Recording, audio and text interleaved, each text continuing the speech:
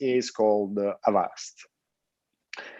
One thing you should do also on your phone is to set your phone with the full disk encryption. Your phone looks like a phone, but inside it is actually a disk that doesn't look like a disk, but it's like a USB stick, for example, that contains all your information. If someone gets hold of your phone and they remove that disk, they can access it as if it was an external USB stick, for example. So what you do, you have to protect it with a password. You have to encrypt it. The iPhone, if you have an iPhone, once you set a PIN lock, then it is automatically encrypted. On Android, instead, you have to go to your settings, then to the security settings, and then choose to encrypt the phone or the SD card. Because if you have an external card that you can put in your phone as an extra memory. Another protection you can put on your phone is an app that is called App Lock. What this does, it allows you to set a PIN or a password to specific software or apps inside your phone. So it's a second level of security that you add. If someone gets hold of your phone and they manage to open the phone, they still need another password to unlock the app. Browsing on the phone is probably one of the things you do most often. And you do it most likely with Chrome.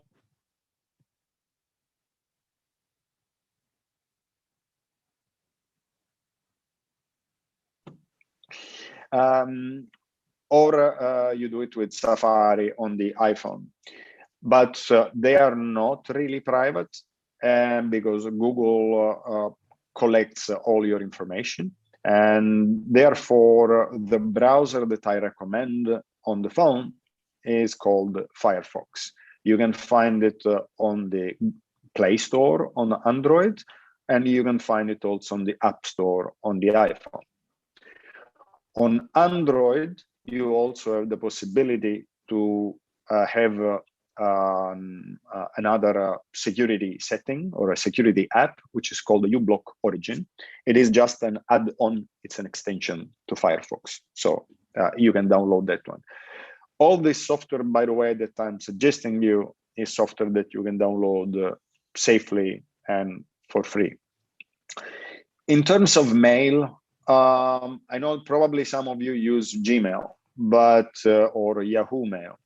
Unfortunately, both these systems, even if they are free, they're not secure, because maybe Google is not your direct adversary, but it's possible that the government or others have access to Google systems, and therefore your data is going to be released to them. In particular, it's not only about security, but it's also about privacy. Google takes some of your data to give it to advertisement, and that's their business model. But again, there is a big issue with security. A system or an email service that is very secure and it's free, although it has a limited amount of space, is called Protonmail. And when you search for it, you can create your own account. It's very secure. It is fully encrypted. And most of all, it can create an encrypted communication, so a protected communication between you and people who don't have Protonmail, which is something Google cannot do. So there is a scenario where you are contacting a source, for example, one of your sources, and one of your sources don't have Protonmail. But you can still have a protected, encrypted way to do it. Protonmail is pretty easy, and also they also explain how to do it. And there is also an app for the phone. So you can, on the computer, you can use the browser to go to protonmail.com, or you can download the app on your mobile phone. I will mention what a VPN is in a bit. It's a virtual private network. Sometimes when you connect from certain countries or certain regions, you cannot access certain websites because they are blocked by the local or by the national telecom. Or it's also possible that when you do a normal connection to the internet, someone is keeping you under surveillance and they monitor all your connections. A way around this is to use a VPN, which is a virtual private network. These, unfortunately, are commercial services, but what they do is that they allow you to connect to a computer outside your country, and then that computer will connect to your end website. In this way, whoever is monitoring you, they will never see that you're going to that specific website, and all your connection will be protected and encrypted. There are several services for VPN, but the one I suggest is called Malvad. Going further, connectivity. We spoke about the devices, but what is highly important is, of course, that you protect the way you connect to the internet as well.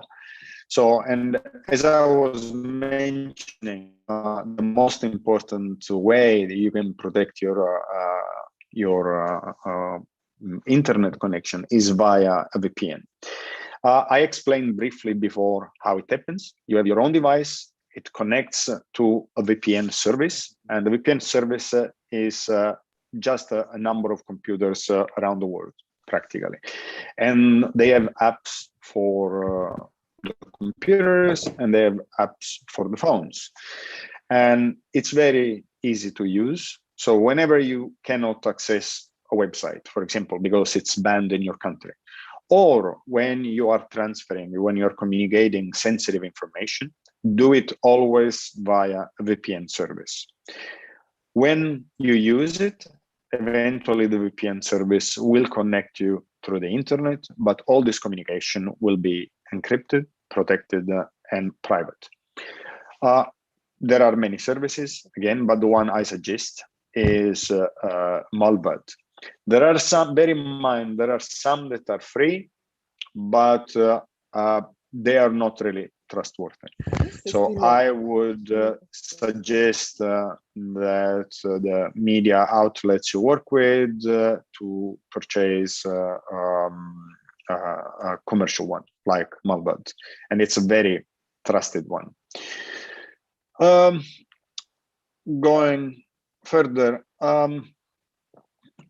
what we have access to a number of services. Once we managed to connect securely, we protected our device, we protected our communication, and now we go and access online services. Some of you, I saw, you connect to social networks out of your questionnaires. Bear in mind that whatever you put on the social networks is visible not only by the owners of the social network, but can be visible by many others. And even if you use, as we were saying, something like the VPN, you still have an issue if you, for example, log into a social network. One thing then that I recommend is if you find yourself in a situation where you might put at risk yourself or other people, especially when you work offline, don't put images, don't put content of where you are. And above all, remember to tell the same thing to the others. So if you're speaking with the source or you're speaking to others who work with you, don't release any information, confidential information that might go on social networks. As I said before, for your phone, but also for your portable devices like a computer or a tablet, then you also have to change your browser. I know many of you use Chrome probably, but for the recent I mentioned before, which is the lack of privacy that Google gives you, but also because many times Chrome has actually been victim of attacks, then I suggest to change also your browser on your devices. So what you can do is to use the Firefox browser. You can download it at mozilla.org, which is the address you see there. And you have two extensions that you can use together with Firefox browser. One is called the uBlock Origin, and what this does, it blocks many types of malware, again, something like viruses that you can get when you go to websites. But it also blocks unwanted advertising, for example, because maybe you don't want to see too many advertising when you go to website, and it will also speed up your connection. The other extension you will want to install on your browser is called HTTPS Everywhere. A brief parenthesis on HTTPS. You probably know that when you go to a web address, like those you see here, sometimes are HTTPS and sometimes are just HTTP. Make sure that any website you are visiting is an HTTPS, because that S means that it's a secure transmission of communication. If anybody is putting you under surveillance or monitoring your connection, they will not be able to see what you are doing on the web. So remember to always browse websites that are in HTTPS. That extension I mentioned before, HTTPS Everywhere, enforces your connection to be HTTPS. So it will not allow you to go to insecure website. So it's really good. When you do searches, you normally do it with Google search. Google search is really good, but again, it belongs to Google, which is a company that doesn't retain privacy, and it also sometimes releases your data to parties maybe you don't want it to be released. I would then recommend to use a different search engine, and this search engine is called Duckduckgo. Duckduckgo is very well known for its privacy and security. And you also have the opportunity to use it on your mobile phone as an external app. So I recommend you to try that one, especially when you search for when you want to search for confidential information, of course. I mentioned before Protonmail as an app that you can install on your mobile phone. You can also, of course, install it on, use it on your mobile computer, on your laptop, or on your desktop machine. It's enough that you register, you go to protonmail.com and do it there. It has the only limitation, let's say, comparing Google, is that it has less storage space, but it's much more secure than Google is. In general, on email, there are two things that I would recommend to do. First of all, is try to be smart. I don't know how many of you are aware of what phishing is. It's a way, it's an attack that you can receive about tricking you into going to websites that you think maybe they are legit websites, but actually they are giving you viruses or malware, or in any case, something that can damage your computer. So unfortunately, this is happening.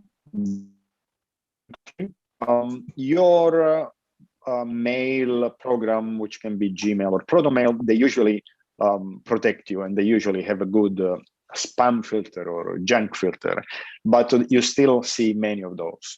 So be mindful. Don't click on links that you think you are not really sure what they are, because it might lead you to websites you don't want to go to, because they can damage your computer.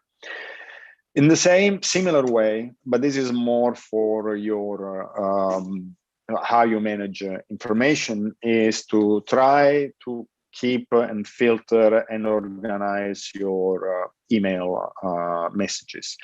This has different purposes, because first of all, you want to put a bit of order so that you can search better your email, of course, but also because you might have very old emails with the contacts of people who are not your contacts anymore, for example, or they are unwanted contacts.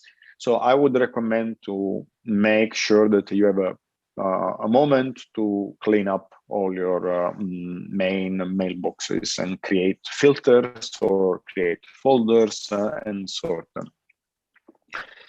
Another thing we do with our phones, of course, and but also with our laptops, is to do secure messaging.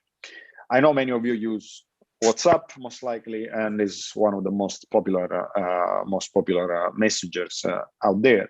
Unfortunately, WhatsApp is not. It has good security in certain cases, but not in all the cases. It is a Facebook company, which means many data go to Facebook as well. So go to third parties, unwanted third parties who might use the data for or commercial purposes or other purposes. There have been many articles in the past months about the insecurity of WhatsApp. So there is a need for alternatives. The two main alternatives in terms of messaging are two apps. One is called Wire and another one is called Signal. In terms of security, they're both really good.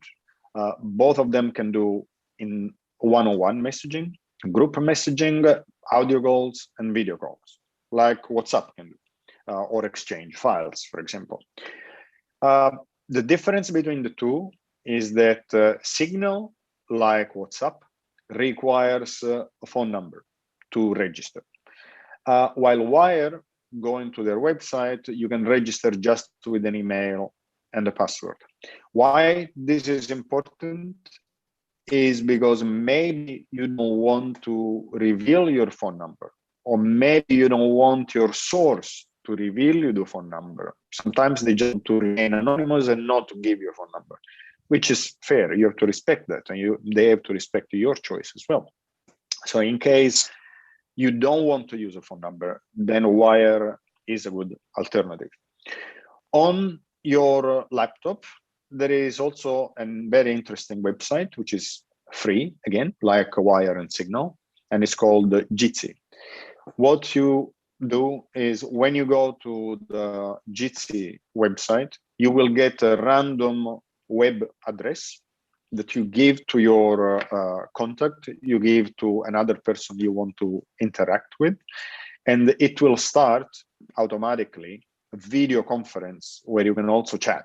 So something similar to Zoom, less with the less features than Zoom, of course, although you can screen share, for example, or send files or chat. But because it happens everything on a browser window, unlike Zoom, because Zoom you have to download it. But with Jitsi, everything happens on the browser window. As soon as you close that browser window, all the record, all of the history of your communication is erased, is deleted. So there is absolutely no trace of the communication you had with your contact. Again, it's not just a one-on-one thing. You can do it a group call, very similar to Zoom, with the exception that it's more secure, more private, and you don't need an app to do it. So that is mostly about the technical side. Of course, there are many more tools that can be more complex. And later on, if you want to contact me after this webinar on a one-on-one, we can discuss it to go a bit more in depth on specific practices or tools. But these ones that I mentioned, let's say these are the basic and main ones that you need to know, and that you need offline, let's say, component of information security, not just the tools, not just the connection. And I call this the secure logistics for information security. This is like a checklist. Whenever you go and meet a source, or whenever you go and you travel, whenever you go and you do movements for your activities, you always carry with you your devices. You always carry with you information in a digital format somehow.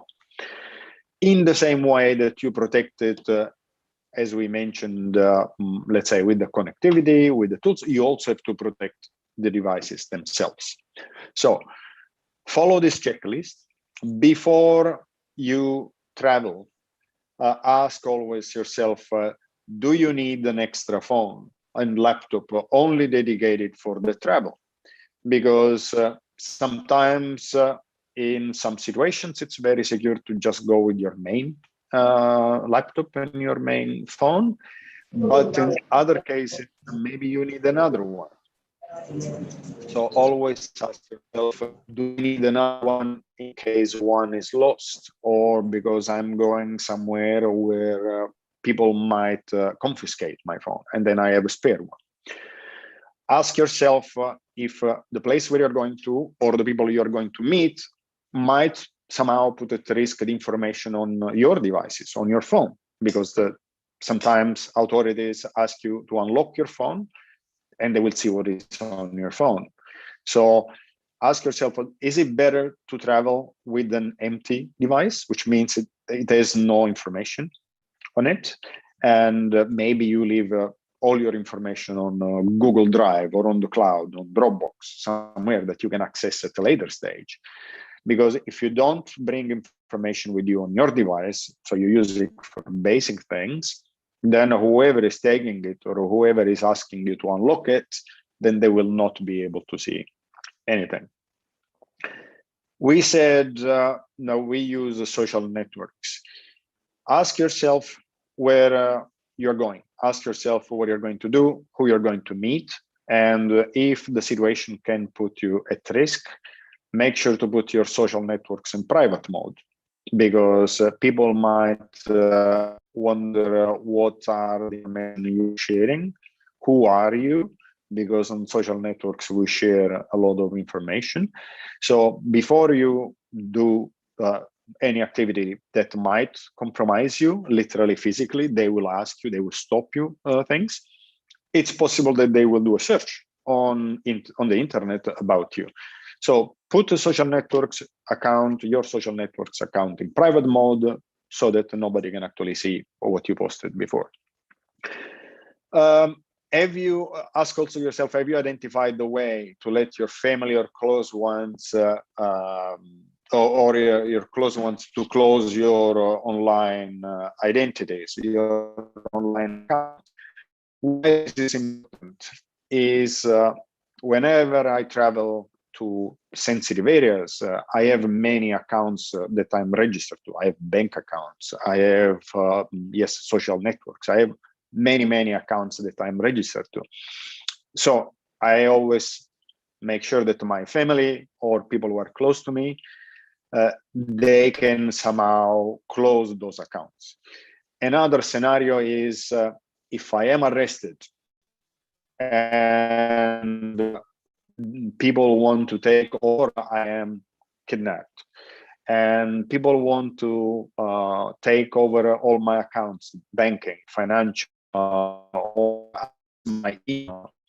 So it's important to make sure your family or some colleague, very close colleague, to tell them, listen, if I am not reachable within a set amount of hours, close all my accounts, so that nobody else who is actually keeping me can have access to those.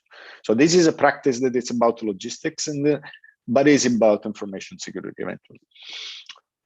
As I mentioned before, you can encrypt your phone and you can encrypt your laptop with what I call the full disk encryption. And if you go somewhere, yourself, if I'm going somewhere where there is the chance that my devices are stolen, because in some regions, in some areas of the cities, there is a theft, there is crime, so it's possible that your devices are stolen, then remember to encrypt them beforehand, so that if someone steals them, they cannot do anything with it.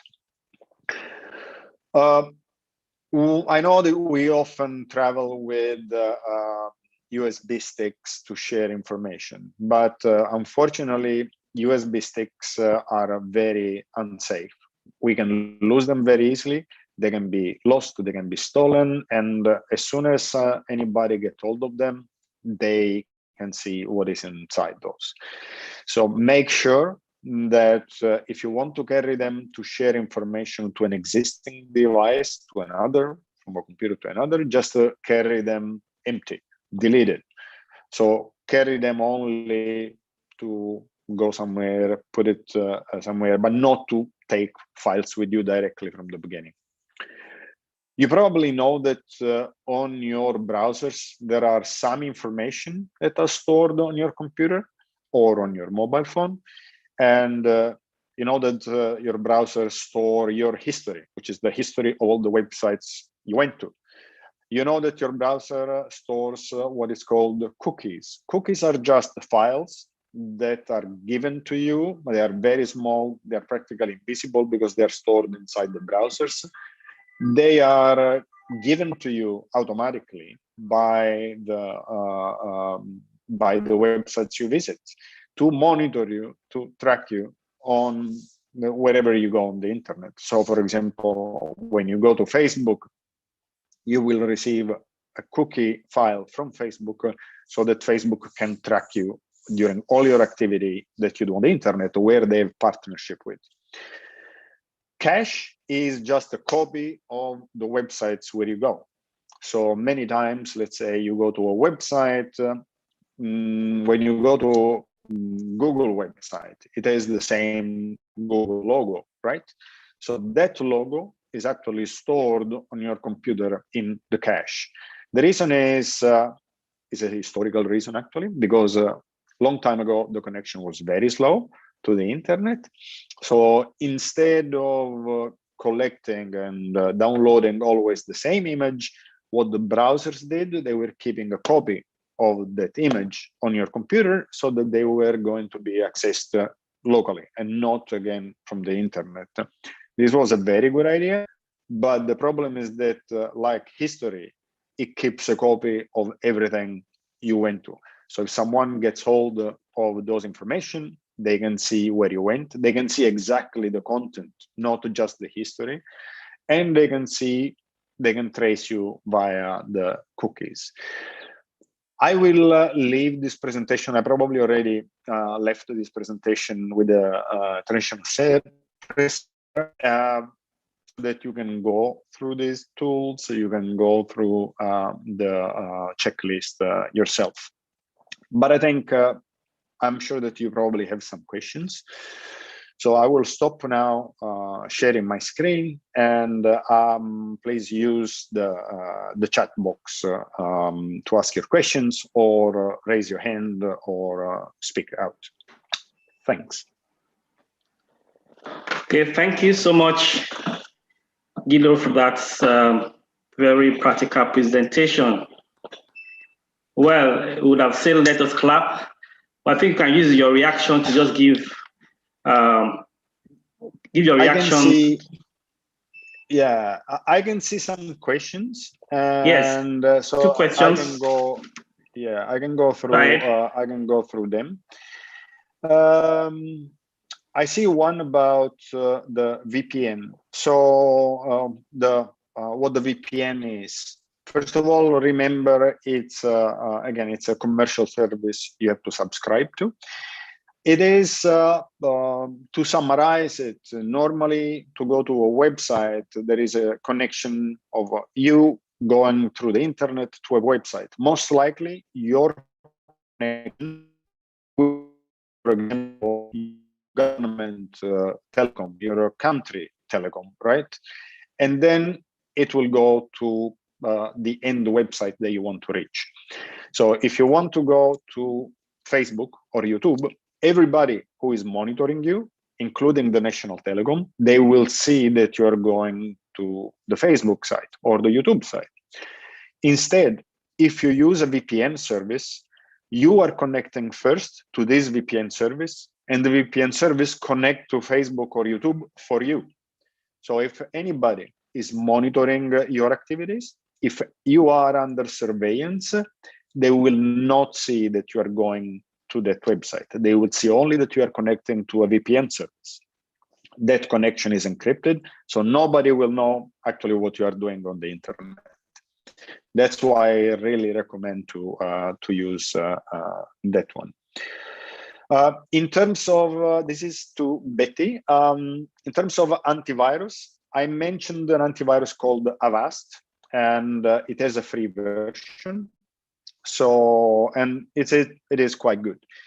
In general, of course, those that are commercial versions, they have more features and they are really good.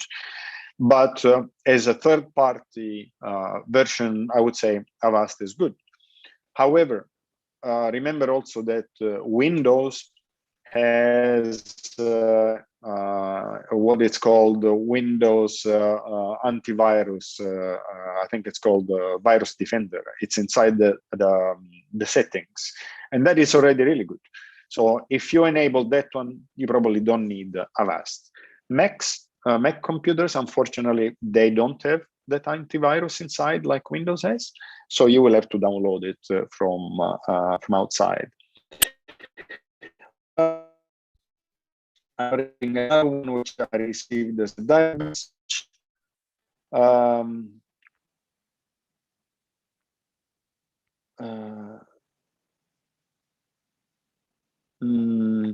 I think I can read it out loud. Safety of journalists is very paramount, which must be the priority of those on the fields, but most line editors believe that the story of a reporter missed while saving his head in a violent spot is important to his life. What is the reaction of our resource person on this? As I said, physical information is always paramount.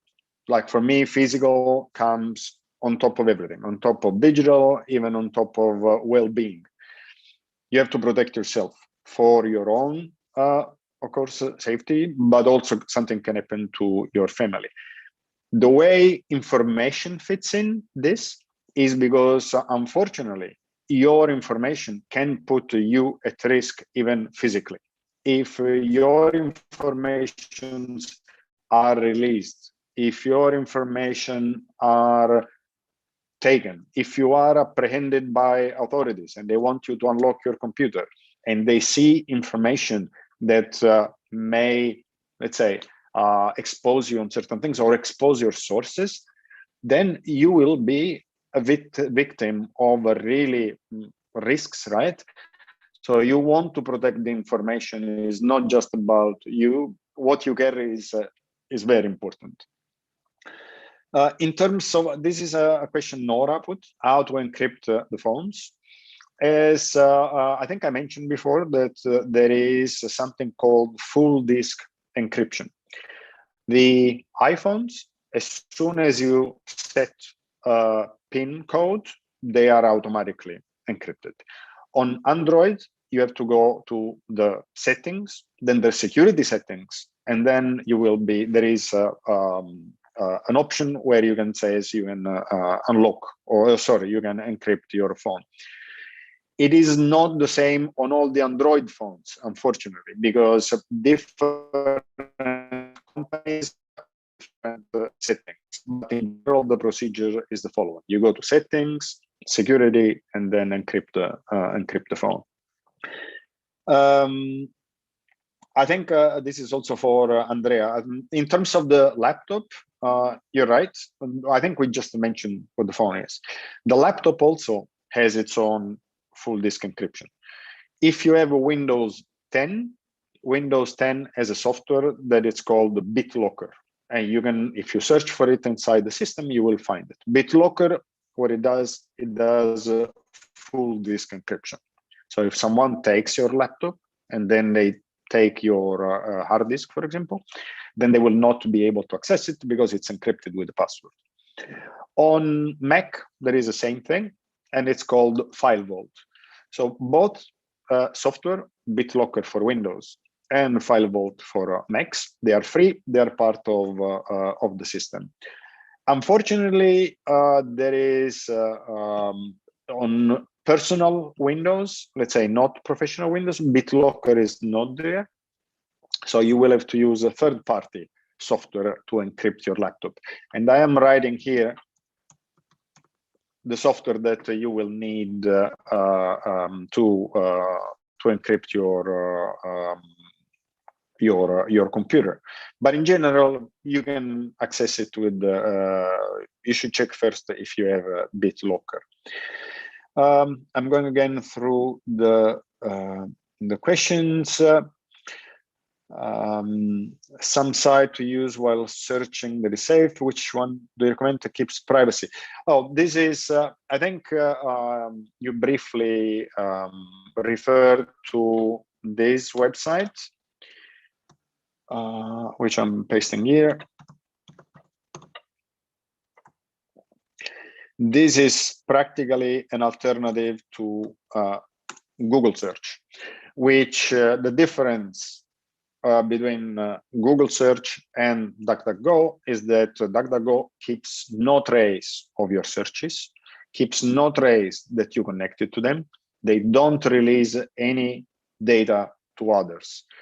And this is not the case with Google search. Google search keeps track of everything you're doing on their website. They want your data to sell it to others. So it's definitely not private. And you also run the risk if there is Google is some kind of partnership with your government, because it happens sometimes that they release your data. So use a different search engine like the one I just mentioned. Now I'm answering Andrea about Firefox. Yes, Firefox is very secure. Firefox doesn't belong to any company. Firefox belongs to a foundation, which is called the Mozilla Foundation. And in general is updated regularly, exactly with security features. So it behaves exactly like Chrome. So there is no need for not using Firefox. Now, my recommendation is to go to mozilla.org, which I'm pasting here again, and download and use Firefox for the laptops as well as for the mobile phones.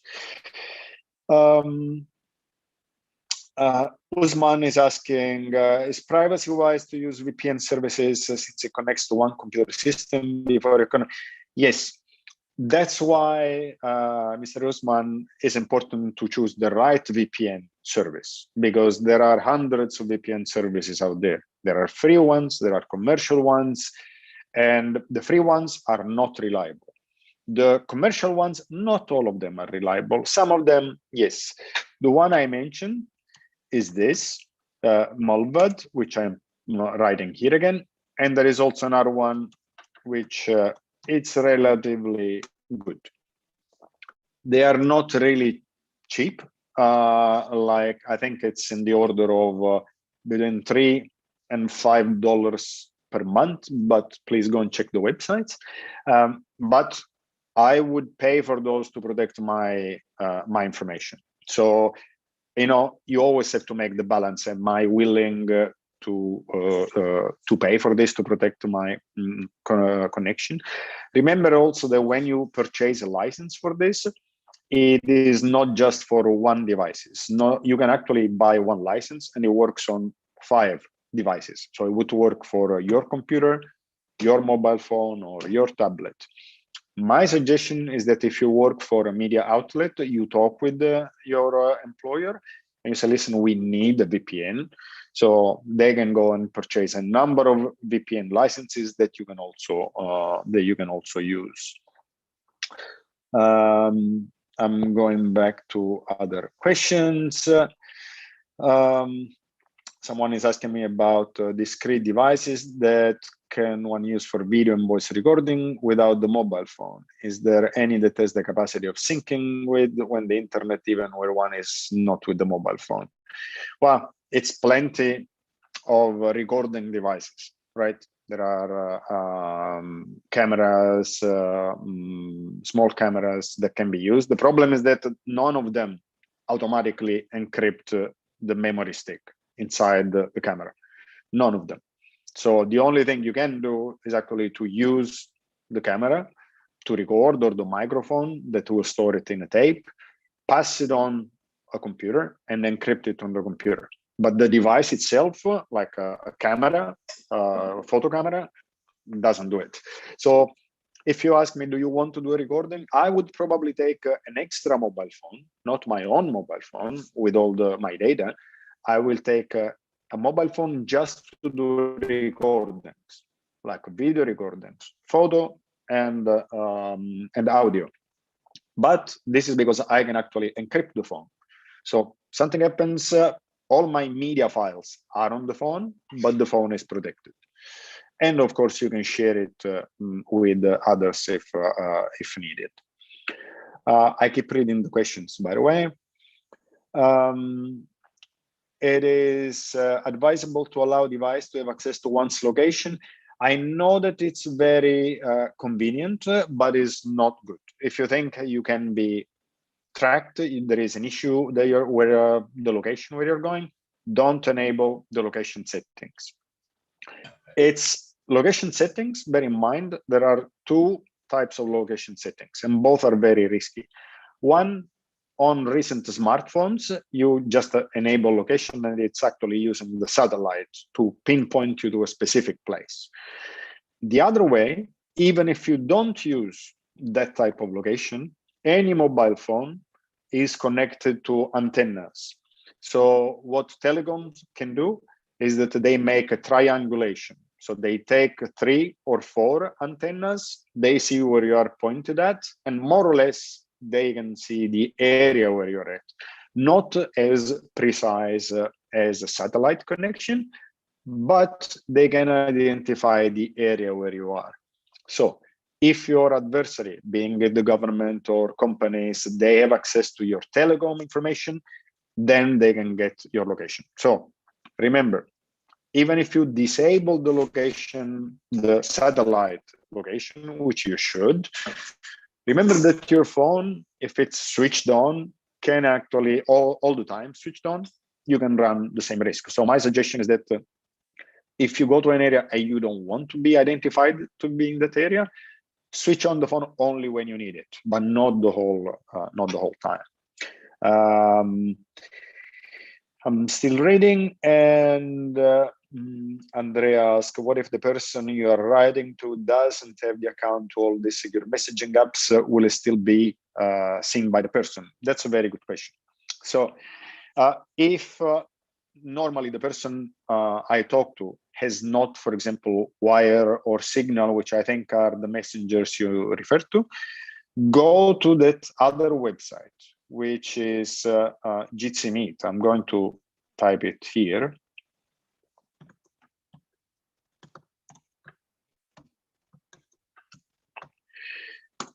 Jitsi Meet, you can go to the website with any browser, and there is also an app for the phone. So it's not just for the laptop. When you go there, you will be given a random web address, or you can choose it. And what you do, you just communicate it to the third party, to your contact, that web address. So only you and this person will know that web address. And then it will start a conversation, like a video call or an audio call, if this person doesn't want to enable the camera, for example, and the chat. So they will not have to download anything. And I think this is great. I call it really the lowest hanging fruit for secure communication. So if they don't have a secure messenger, just use Jitsi Meet. Someone asked, are computers secure enough to contain so much information about our lives? Well, you know, the most computer is the one that they say it's switched off and it's under the sea, because by default, computers and phones can contain that, they can be hacked and something can always happen. However, we do use them. So, I mean, we live in a society where everywhere now you need phones or you need computers. So we cannot be without them. However, as we mentioned, you can always protect yourself or at least mitigate the risk by encrypting them by, say, using secure communication. Francis, I know you're interested about the VPN. I hope that my more recent comment of VPN was more satisfactory for you, because I explained it a bit more in detail. To Mr. Abiodun, if VPN release information, or can someone be traced through the VPN? I mentioned there are many VPN services. Again, those two I mentioned, Malvad and NordVPN, are well known for their privacy and security. So they will not release your information. So even if you go to a website that it's censored in your country, nobody, if they ask Malvad or NordVPN, will be able to get it. The reason is because they are based in countries and jurisdiction where nobody can ask them something, and they don't keep track of what you do.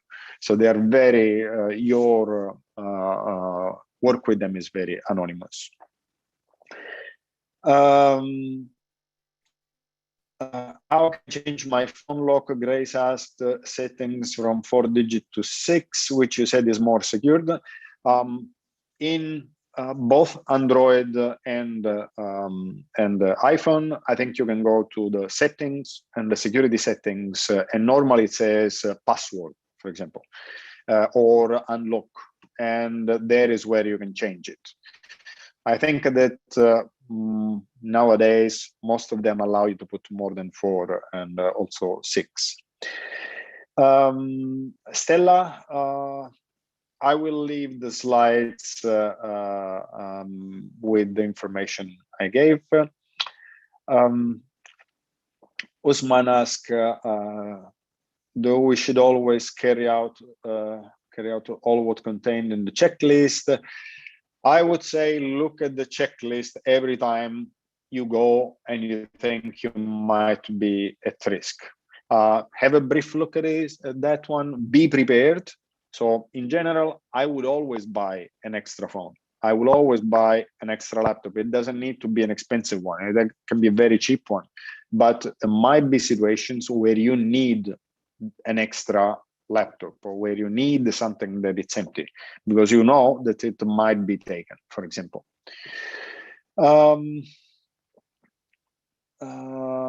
Ms. Arifi Dayo asked, do these tips guard against the snooping, surveillance, and intrusion from software like UFED, the Forensic Toolkit, and Pegasus, which are being used by some government, including the Nigerian government? Yes, the software, for example, WhatsApp has been a victim of Pegasus attacks. That's why I didn't put WhatsApp in those information. All the software I mentioned is known for not having received attacks. So that's important. But remember that if someone has access to your computer and the computer is unlocked, then there is nothing that can protect you. So that's why passwords are always your first line of defense. And whenever you connect somewhere, especially if you connect to a free Wi-Fi, don't trust it. Use a VPN. So that's also another way to avoid the type of surveillance and intrusion attacks. The VPN is very, very important. What does this iPhone, iPad is not backed up mean? No, iPhone and iPad, they are backed up on the cloud. So I don't know. I'm sorry, Suarez, what you meant with that. The same way that the Google phones, Android phones, they are backed up with the Google Drive. Andrea, if there are handouts, I will, I think I already sent it to the International Press Center, the slides in the previous webinar, so they will be able to share it with you. Adwala is asking the locking of devices. There was a time I had a ghastly accident and I was unconscious, but because my phone was locked with password, the hospital could not contact anyone. So what other method can be done to secure my device at the time of access to it during emergencies?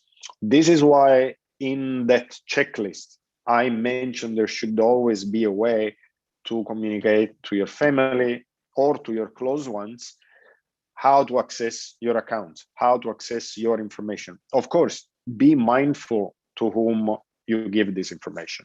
I wouldn't give it to someone that is an acquaintance because something happens to me, then these people need to have access to my information, regardless if my laptop or my phone is locked or not. What you might want to do always, especially when you travel, is say, okay, after a certain amount of hours of no communication, this is the procedure. So this is what you should do. This is the phone numbers you should check. And these are my accounts.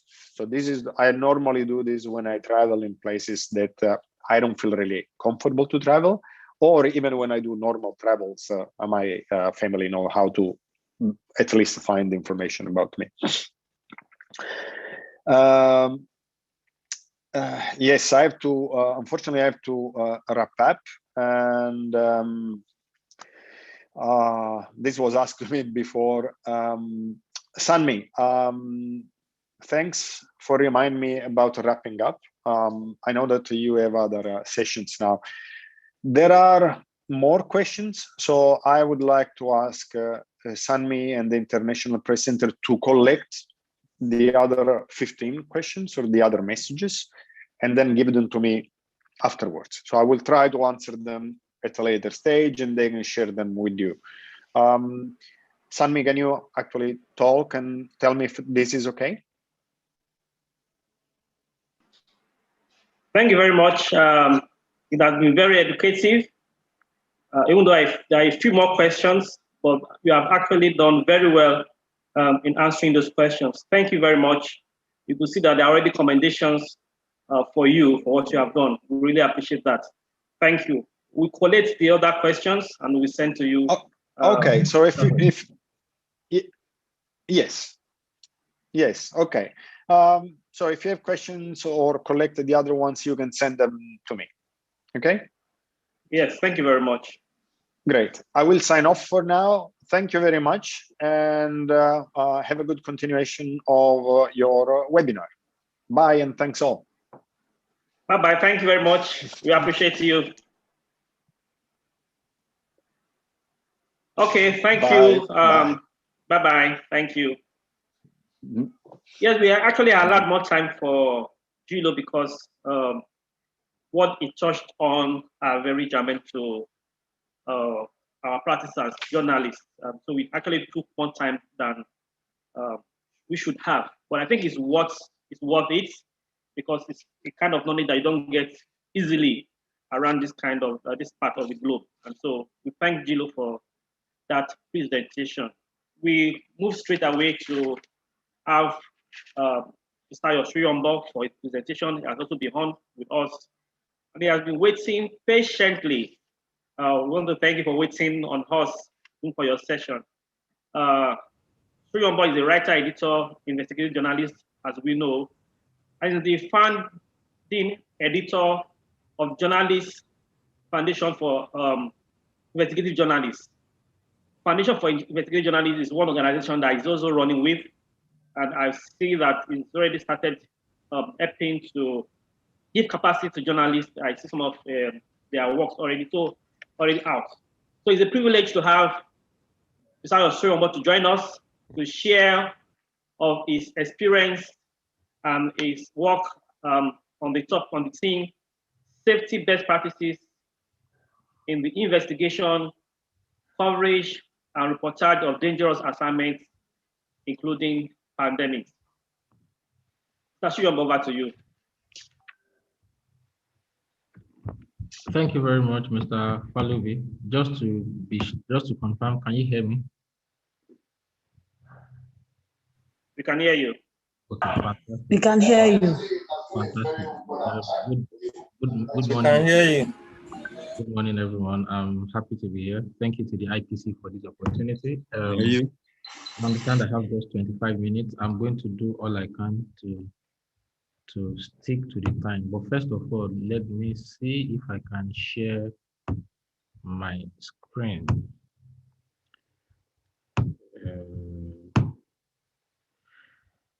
Uh,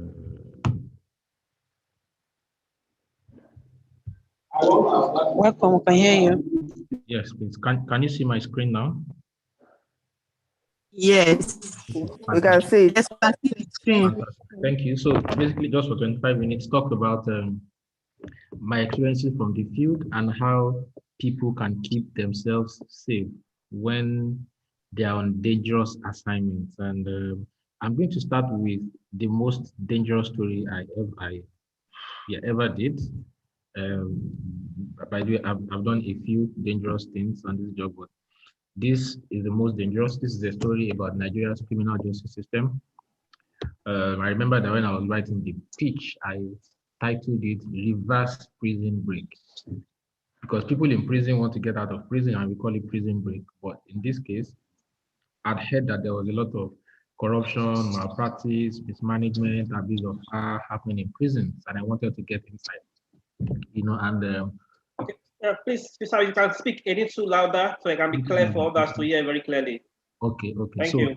I'd heard that there was so much corruption and maladministration and abuse of power and all that in prison, and I wanted to get in, and at the end of the day, my cover was blown, my cover was blown and I was beaten up and I was tortured because I refused to disclose I was a journalist. I felt if I disclosed at that point, I'd lost the story, But then the reason my cover was blown in the first place was that I didn't stick to the plan, and that's why the first thing I tell people when they're asking what they can do to be safe on the field is when you have a plan going to the field, as much as it lies within you, try to stick to that plan.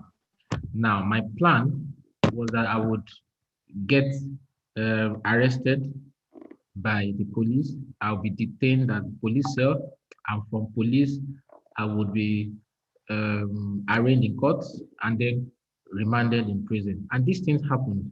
But while in court, I was told by prison warders that if I wanted to live fine in prison, they could link me up with some other warders when we got there, that they would link me up and I just needed to pay some money. If I had 100,000 or 150 or 200,000 or 1 million, depending on how much I had, they would get me a place where I wouldn't suffer in prison. So I wanted that occurrence to be captured, on tape.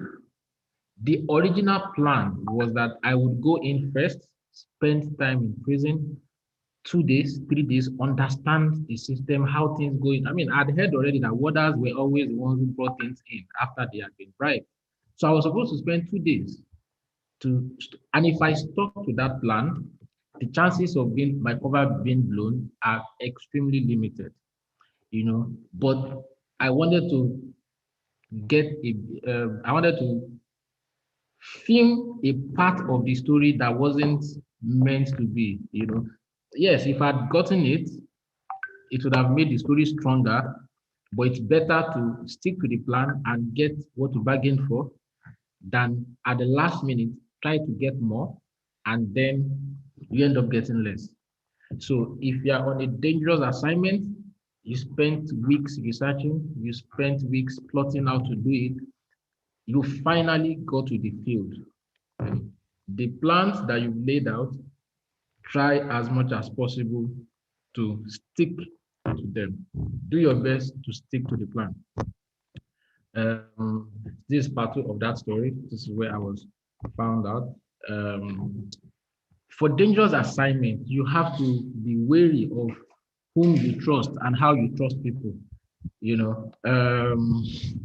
Reality is that there is hardly any big work of investigation that can be done single-handedly. You need people.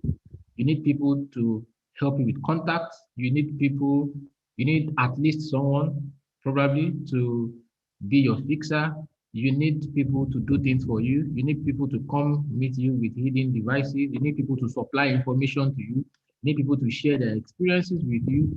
You need people to share their perspectives about what you are covering with you. And so you definitely need to talk to people. But if it's a dangerous assignment, you have to be careful whom you trust, because whom you trust can either make or mar you. This is an example of a story I did back in 2013. The version you are saying here is the Republic version of in 2017, but it's a 2013 story where I wanted to investigate the killings in the villages of Plateau. I was there for 10 days, but from scratch to end, all the people I spoke with, I got them from people I trusted with information, you know. So you will do some kind of stories that no matter how experienced you are, you find that this is strange territory and it's dangerous and you need to trust people.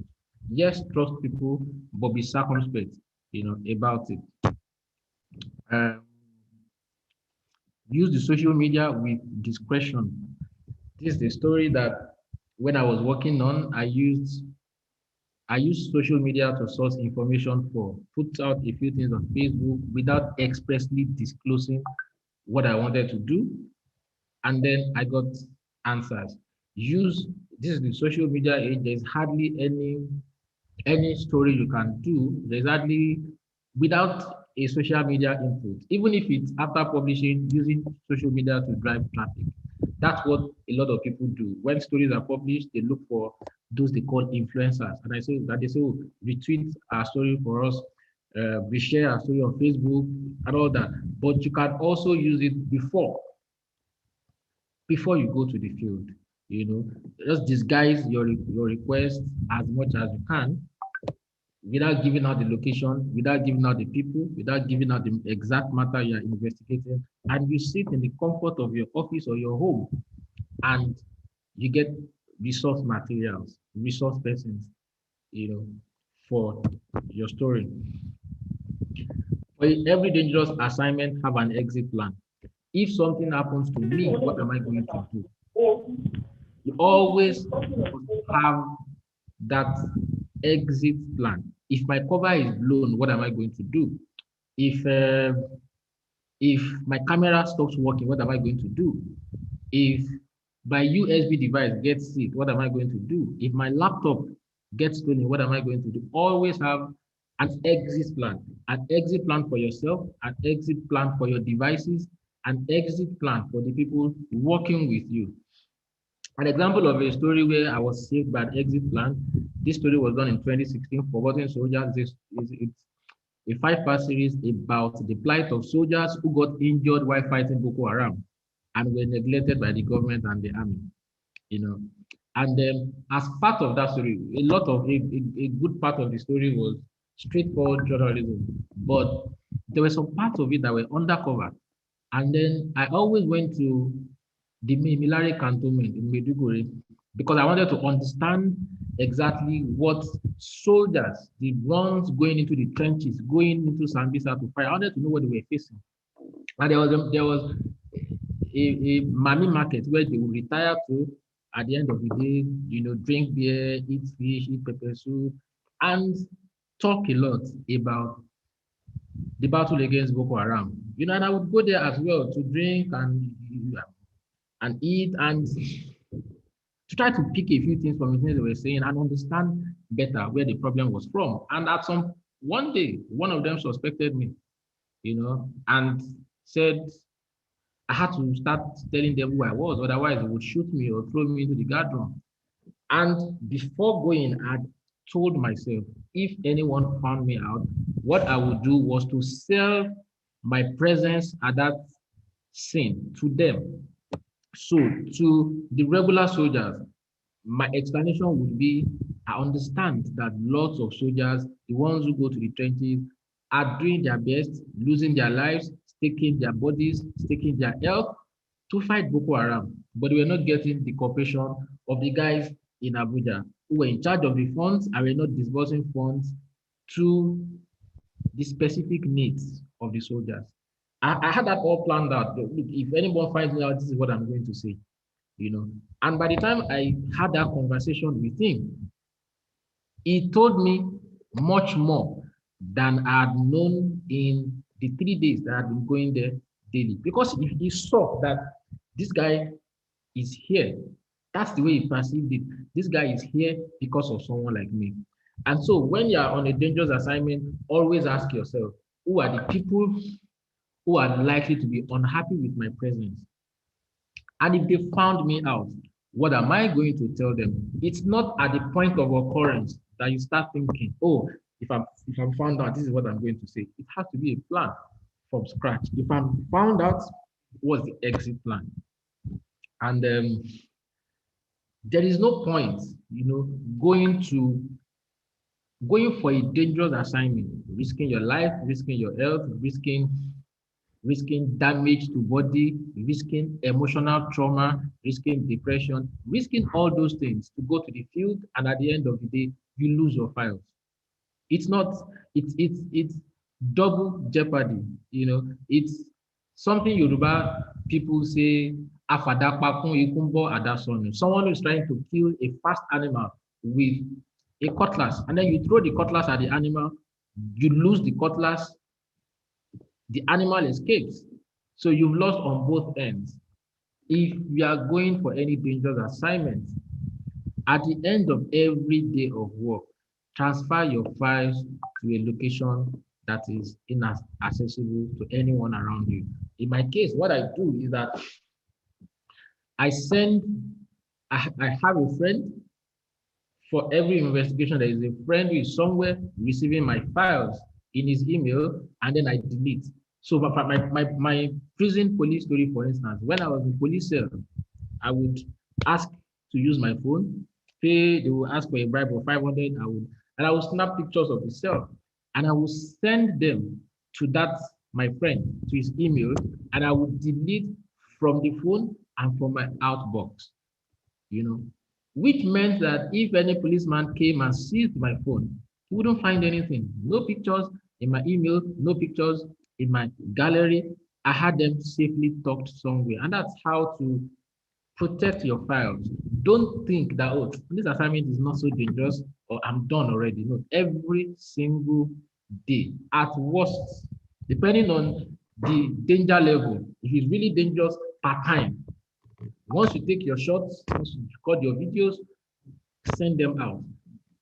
If it's a continuously dangerous story, but if it's not, then you can wait till the end of the day and transfer. You should not have an investigation or any story after going to the fields, and then you can't produce supporting documents. And then you write your story, people start doubting you. People start asking, did you really go there? Did she really go there? Simply because your files were compromised.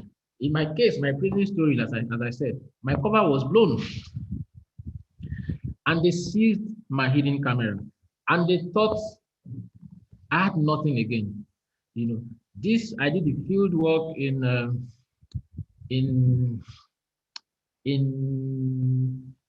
July 2019. And then eventually when I got out of prison and all that, they thought I didn't have any story again, not knowing that all the things I recorded from day one at the police cell, the 5 days I spent at the police cell, the day I spent in court, I had transferred them somewhere. So don't underestimate the risk of being found out while doing your story. Always transfer your audiovisual files every day. And then remember that we are currently still dealing with a pandemic. Yes, vaccines are now available, but the threat is still real. You should not, in the course of doing a story, then endanger yourself. Number one, the highest standards of protective equipment. If you are going to do any story and you see that there is a risk of COVID-19 infection, protect yourself as much as the doctor would protect himself, because the life of a journalist is not inferior to the life of a medical doctor. Depending on the level of danger you're exposing yourself to. But if it's a lot of danger, the highest level of protection is what you should seek. Anyone who wants to send you to the field, to a site of a newsworthy event that has the risk of COVID-19 infection and is not willing to kit you up properly. End of story. Because at the end of the day, no story is worth your life. I know that journalists usually, because of poor pay in the industry, because of irregular pay, because of delayed salaries and debts, when we go to the field, that's when we want to save money. In the Nigerian context, at a time like this, it should be security over funds. We are going to report about banditry in Niger, in Katsina, in Gombe, in Yobe, in all these places. Your first thoughts should not be about saving money so that when you get back, you have some. No. Lodge yourself at a hotel that is secure, that's in the center of town. That's not when to think about money. That's not when to think about. That's not when to inconvenience yourself, to risk your life because you want to save funds. If the danger is really possible, always look out for your security. It's only when you're alive that you can talk about saving up money to do the things you want to do for yourself. Don't endanger your family and friends. At the start of the COVID-19 pandemic, there was a story I almost did when I felt that the Lagos State government was doing a lot. I mean, people were going into isolation and coming out, and I thought, oh, wow, fantastic. We didn't tell our Ebola story well enough. We left it to the international community. And then I wanted to go inside the isolation ward at Java. And I was going to do a positive story, but the Lagos State government at some point found out that I was the guy that went to prison, the guy that went to Yaba left, and they thought, oh, this guy was coming to do a dangerous story. And then they shot it at me, which is fine. But at that point, they had given me access twice. The first time they told me to come, the second time they told me. Both occasions, I had a cousin and his wife with me on a visit. They were stuck in Nigeria and they were living with me. I told them they had to go. I sent one to Ibadan, sent one to Abeokuta. Look, this is a dangerous assignment. I'm going to go to the isolation ward and come back. I don't want to have contact with you just before, and after. So I'm the journalist. They are not journalists. I'm the one that signed up for this job, not other people. People didn't sign up for this job with us should not be exposed to the level of risk and danger we expose ourselves to. It's our choice. So dangerous assignment, don't just look out for yourself, you don't look at the people around you, ask yourself how they are likely to be endangered and do your best to keep them away from danger. Seek professional advice on anything. You want to do a story, again, the risk of COVID-19 infection in a certain area, call doctors, call experts. I'm going to place ABC. What level of COVID-19 risk am I exposing myself to? Don't just make assumptions. Call experts. Even if it's not a COVID-19 story, I did an investigation on corruption and bad administration, bad running of the neuropsychiatric consortium. And I went in as a patient. But before I did, I spoke to an expert repeatedly, for a long period of time, explaining to me all the things I needed to know and clearing the danger. When you speak to professionals before you go to the field, you know exactly the loopholes that your story cannot have. You know exactly the potholes to avoid while on the field. So before you go, no matter the level of risk, no matter how negligible the risk level is, speak not just to anybody, but to experts. You are doing a story that requires you to go to police barracks. Talk to people who have lived at police barracks. You don't even have to tell them the full, depending on your level of closeness. You don't have to disclose everything, but if you are that close, disclose. Talk to policemen who are your friends or who are friends of your friends who have lived at police barracks. If you are going to the army barracks for a story, find out what is the risk level. There's an army barracks at Yaba. Once it's 11:59 p.m., they don't open the gates. And if your story, for instance, it's something you want to do under the cover of darkness and you're not aware, and you think you can just go out. They tell you no, you can't go out, and that's the end. You have to wait till 5 a.m. So what kind of risk is that? Exposing yourself to being in the open space and you can't go out, you can't come in. So basic things like that, speak with professionals, seek advice from them.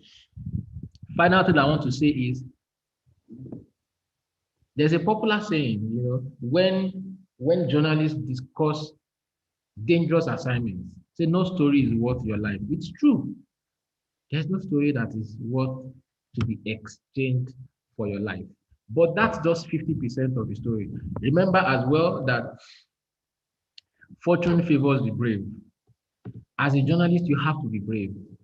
If you look at the journalists who have done the most impactful stories, stories that have sparked action, that have sparked change, that have sparked deep conversations about problems.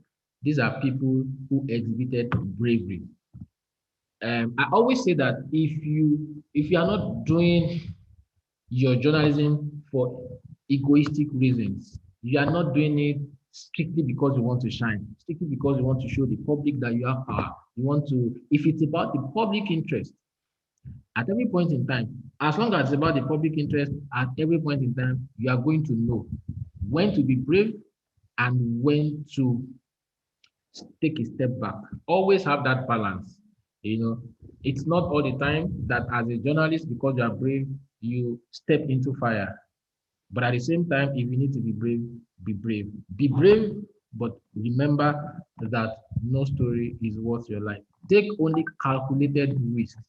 There are a number of stories that I've done that people thought, oh wow, that guy, he doesn't even mind if it's dangerous. He just goes in. No, I don't see danger and throw myself in it. What I do, people see danger and they turn back. I see danger and I ask questions. Is there a way? So what are the dangers? A, B, C, D, E. Danger A, is there a way to bypass it? Yes. Danger B, is there another way to bypass? No. Okay, if I can't bypass it straight away, if I can't enter through the door, can I sneak in through the window? Is there a chance? Yes, let's go ahead. If I get stuck in that analysis, I turn back. So for dangerous assignments, yes, be brave, but take only calculated risk. Thank you very much.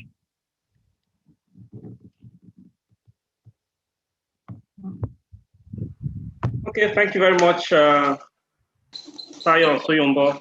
Again, another practical session. Now, this one is our own, talking to our own issues. He has mentioned the need to have an exit plan. He also told us that what you need to do about keeping your child safe, what you need to transfer. Of course, your personal safety is key. He has told us from an example how he kept safety, and of course, not endangering your family members or friends. He also shared with us the need to do research before you embark on our investigations, speak to professionals and experts as the case may be, so you can assess your risk level even before you go into that journalistic expedition. Of course, he has talked about bravery, bravery in times of knowing the risks, and then bravery in times of having taken calculated risks. Thank you, Suyombo, for those presentations. I see some hand up, or there are already two questions. One from Akinduro saying that as extreme difficulties, should we stick out of the initial plan, or when do we have to take to improvise? I just asking, when you get to extreme difficulties, do you move ahead? And then if you are not moving ahead, then how do we improvise? That's from Akinduro. Oyekachi wants also is asking, how do we go about investigative journalism? How do you go about it? I mean, and asking you to be his mentor. Some good recommendation there. So you can just take those two, and then I see some hands up, but let's take those two, and then we go back to have the hands up. Mr. Over to you for those two questions. Answer to those two questions. Okay, I think the first question is about sticking to the plan. If you want to improvise, you can, but while trying to improvise, because you see the opportunity for a bigger story, don't forget that that opportunity for a bigger story, opportunity we may also come with bigger risk. So when you are changing the plan at the last minute, you are likely to be focused on that bigger story you want to get at that point, not on mitigating the risk that comes with it.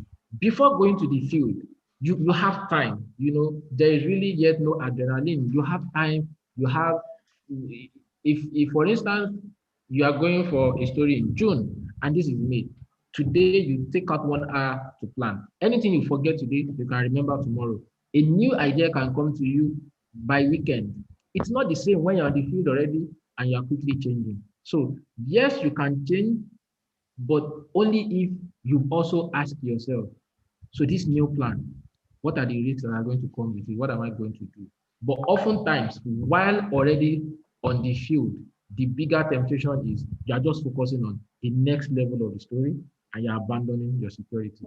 If you are good at combining the two, feel free to change the plan. The second question, I didn't get it. Please remind me. Second question is about how do you go about investigative journalism, and it's asking that perhaps to meet you physically as the mentor. So how do you go about investigative journalism? That's, I think, it's the general question.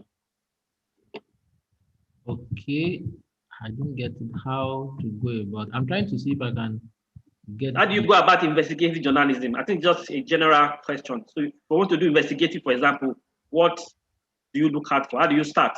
Something like that.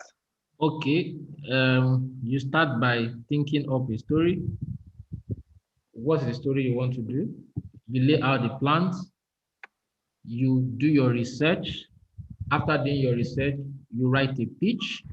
In your pitch, you show why the story is important to be told, why you are the best person to tell the story. That's number 2. How you are going to tell the story. How? In specific terms. You are not going to say, I'm going to go to 3 southwestern states. No, I'm going to go to Lagos, Oyo, and Osun. So you write how you want to do it in specific instances, then what to expect from the story. Are you coming out with a 3-part series, a 2-part series, a one-off story, the estimated work count, expectations that they should have, and then potential impact. So after the story, what next? Is it a story that 100 people are going to read and that's the end? Or is it a story with the potential to spark change? You have to state all those. And that's it. That's the summary. Can you meet me to be my mentor? So I get requests like this almost every single day, and you know I can't meet everybody to mentor them. But I tell you what, mentorship is overrated. It's good, but it's overrated. To succeed as a journalist, there are a couple of things you need, but there are 2 things that are extremely important. Write as often as you can. Read as often as you can. And guess what? Writing often is more important than reading. People think it is reading. Write and make those errors, make those mistakes, and then do it over and over and over again. One assignment I often give, if you write twice every week, today is May 19th, write today and then write again on Saturday. Write twice every week, be consistent with it. By May 19, 2022, the piece you write on that day, when you compare it to the one that you would have written today, you are going to laugh at yourself. And what that means is that you've made a lot of progress. You know, like, oh, is this what I wrote 1 year ago? And when you write repeatedly, you get better, you improve. Other things will come into place. But I'm saying without a mentor, you can grow on your own. Writing is like, it's like a craft. It's like learning carpentry, learning hairdressing. It's not what you cannot learn on your own, but you have to be ready to pay the price because sitting down on one spot for 5, 6 hours to write is not as easy as it sounds. You have to do it, and you have to read widely. If you go online, there are lots of materials on investigative reporting. I read animal science. When I wanted to do blood on the Plateau, the 2013 story, I read Daily Olojede's Pulitzer-winning article on the Rwandan genocide. I read that story at least 5 times. It's like, I think it's a 10-part series. I read it at least 5 times before I went to the field. Manuals on investigative reporting, manuals on long form reporting, feature reporting, all those things are online. You can learn them without necessarily being mentored by someone. Okay, thank you. We have more questions. Let's quickly run through them and let's see how many we can take. Can I ask okay, my question? From Omalala. Just want to take the one we have written first, because asking question may take more time. So just write it in the chat box. That will save us more time. If you have more time during the general wrap-up, then everybody could ask direct questions. Thank you very much. So let me just read the questions I have here. From Omlola is Alamu. It says, how is investigative story being funded in this part of the country? Because there are so many bottlenecks. So it's asking, how do you fund, or how do you get fund for an investigative story? That is from Malala Alamu. Second other one is, so when you have a stiff opposition from the government, what happens with your undercover stories? I've just rephrased it. When you are doing undercover stories and you have opposition from government, what happens? That's from Cobam's Janice. Yes, also the same questions from Oyekachi Umosu. When you get stuck, what do you do? Almost like the same thing with one that Cobam asks. When you are stuck or when you are faced with opposition, what do you do? The other one says, okay, it's like the timing. I think you have already answered this. How long does it take to do investigative journalism? That's from Nora Okafor. How long does it take to bring out an investigative story? Number 5 questions from Motosho Aliyu. Something that was already asked before is investigative journalism is capital intensive. How do you assess fund for your undercover stories? Like number 2 questions, most similar about funding for investigative stories. And then the one, how can investigative reports, how do you bring out a report that government does not want to make public? It's almost like the same thing with stiff opposition. So we have like 4 questions. If you cluster them together, if we could just go through them. The first is about the funding. How do you get funds for investigative story? The other one will be, the second question will be, how long does it take to do an investigative story? The third one in cluster will be, when you are stuck either by governments or you have opposition or something goes wrong, what do you do at that point?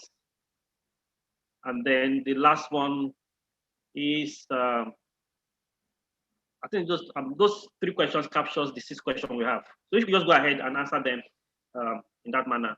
Thank you.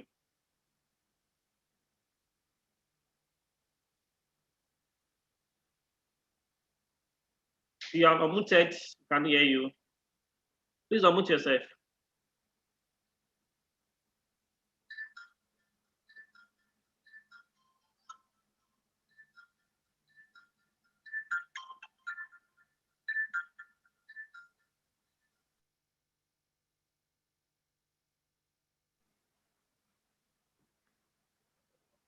We still cannot hear you, Shoyombo.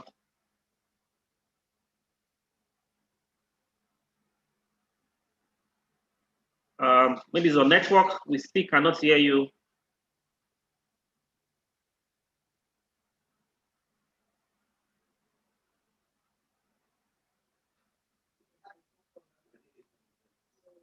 I think it's the network issue. Cannot hear him. I think he's trying to sort it out.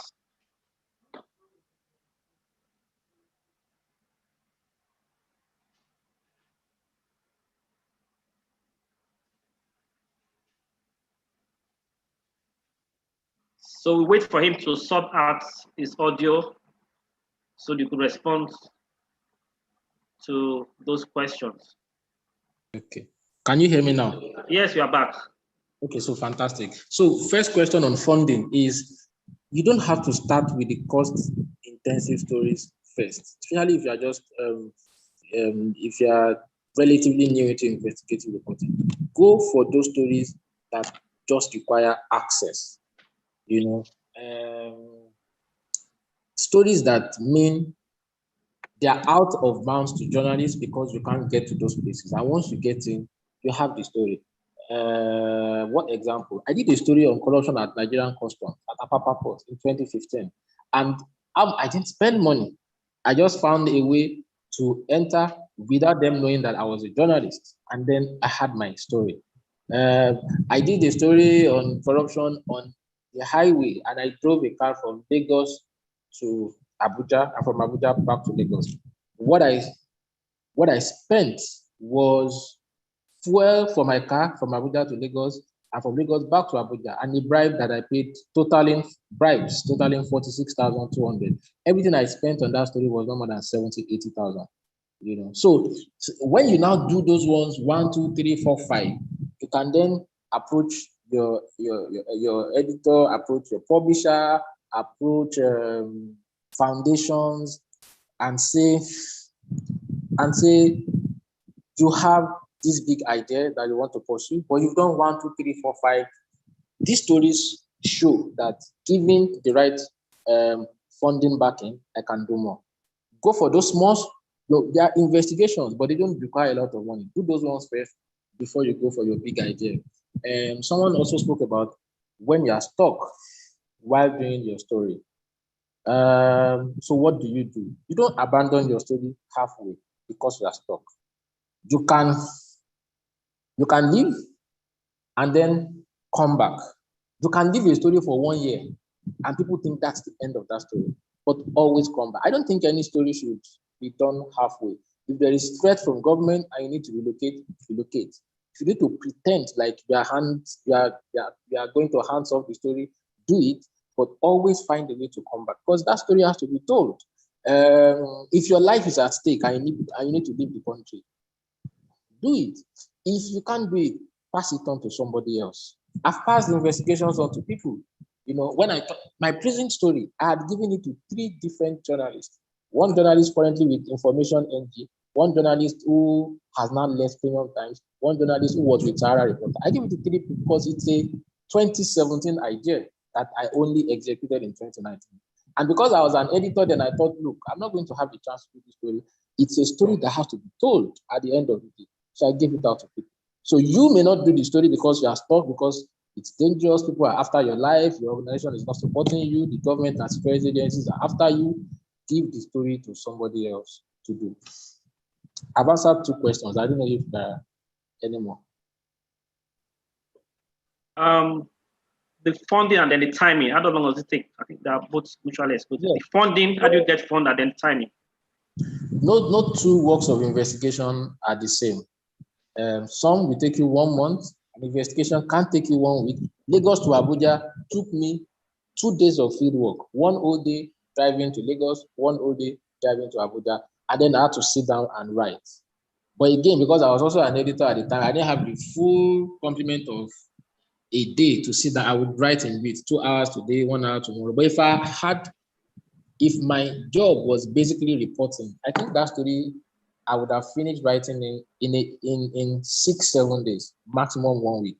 Prison story, the field work alone took 2 weeks. I came out, I had to see my physiotherapist, I had to see my doctor, I had to get out of the trauma. The story wasn't ready until October, from July, August, September, October. That's 4 months.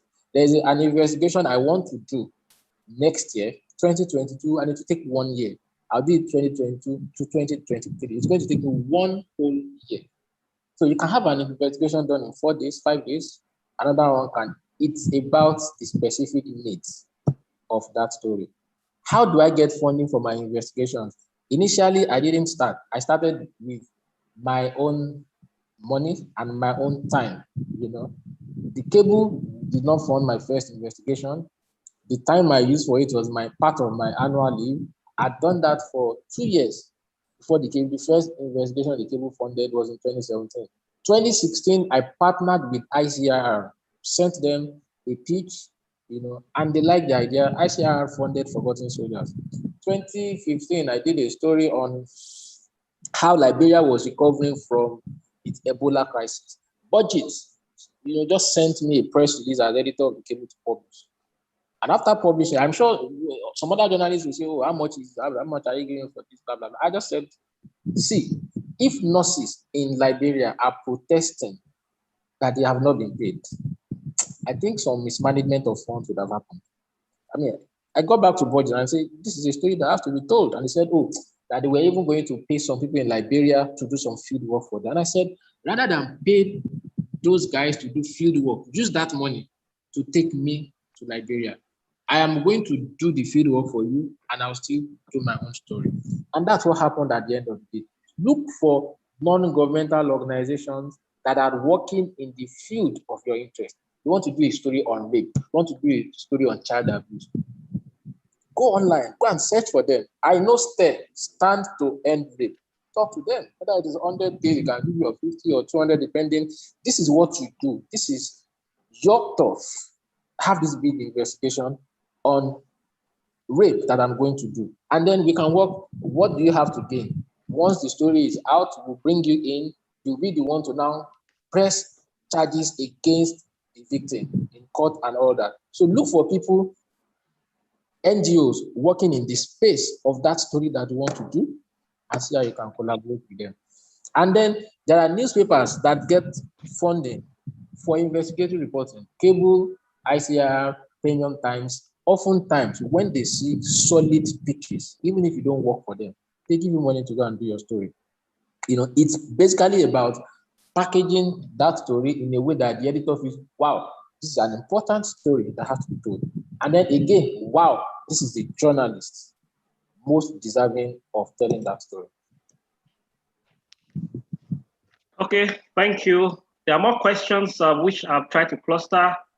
From Akim Abbas, question from Ninda Uchena, question from Kelechu Ande, question from Grace Alagbe, question from Stella Oyebanji. I want to cluster them together. Some of them you have answered, you have mentioned in passing, but we don't really have time.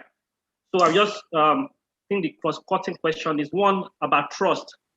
So how do you get the trust of your source when you are doing an undercover story? How do you build trust? How do you get your source to trust you? That's one question that's cross-cutting.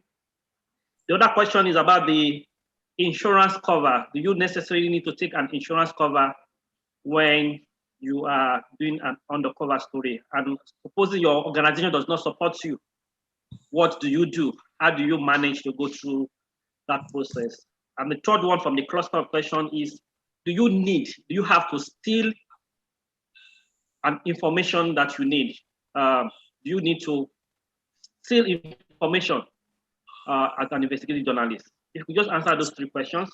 Steal, as in steal, like a thief, to steal information. Yes, vital documents from police station, from courts, from government. Okay. Yeah, to steal or to ask someone to bring it out from you, information that is censored, and you take them out. So do you have to do that? Okay, let me start from that. It's not right to steal, but because stealing means taking what belongs to you, taking possession of what does not belong to you. But if something wrong is happening somewhere and it is in the public interest to expose it, then you can ask for those documents. The people perpetrating the wrong, you're not going to go to them and say, I want so document and expect them to give it to you. You have to get it somehow. So if someone brings the document for you to photocopy and takes it back, to me, that's not stealing.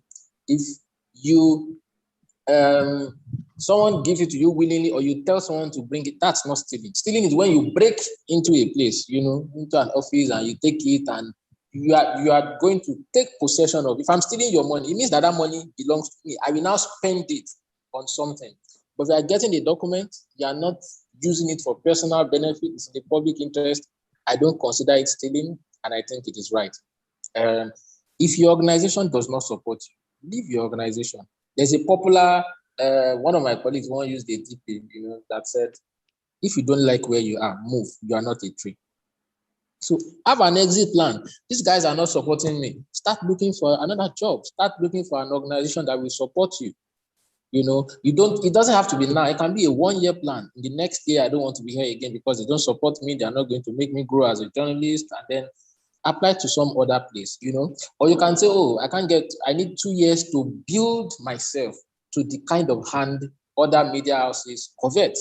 And when you build yourself after 1, 2, 3 years, you then apply to them and leave. But if your organization does not support you, you don't have to be there. It's not marriage that is till death do us part. Is there any question that I missed out on? So how do we build trust with your sources? Yes. How do you build trust? Number 1, persistence helps. Number 2, know the things that your sources want, that they like, and do those things. Number 3, tell them things that make them see that you are there for their interest, not for yourself. It is beyond I'm a journalist, I'm trying to get this. So they say, this journalist is just wants to publish this because he's going to send the story to his newspaper and get a salary at the end of the month. He's here for himself. No, you have to make them feel that you are there to fight their cause.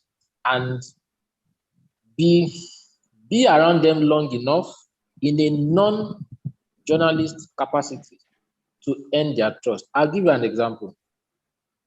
Until January or February this year, I had never been to a strip club before. I was tracking the killing of protesters at Lekki Toll Gate, and there's this lady central to a lot of the information I needed. And then she didn't trust me, and I would, she would come. Then one day she said her birthday was coming, and her wish was just to go to a strip club. And I said, okay, I'm going to take you there. I'd never been there before, and she came with her cousin. She was all relaxed. She wanted to have fun that way, and I did. I took her there. After that, she started to see me more as a friend than a journalist. And then she opened up to me. She has wanted us to go back to that street club, and I was, work. I haven't gone back, But in that moment that I saw that, look, the only way I could penetrate was for this lady to stop seeing me as a journalist and start seeing her as a friend. And on her birthday, it was an opportunity to say, oh, it's your birthday.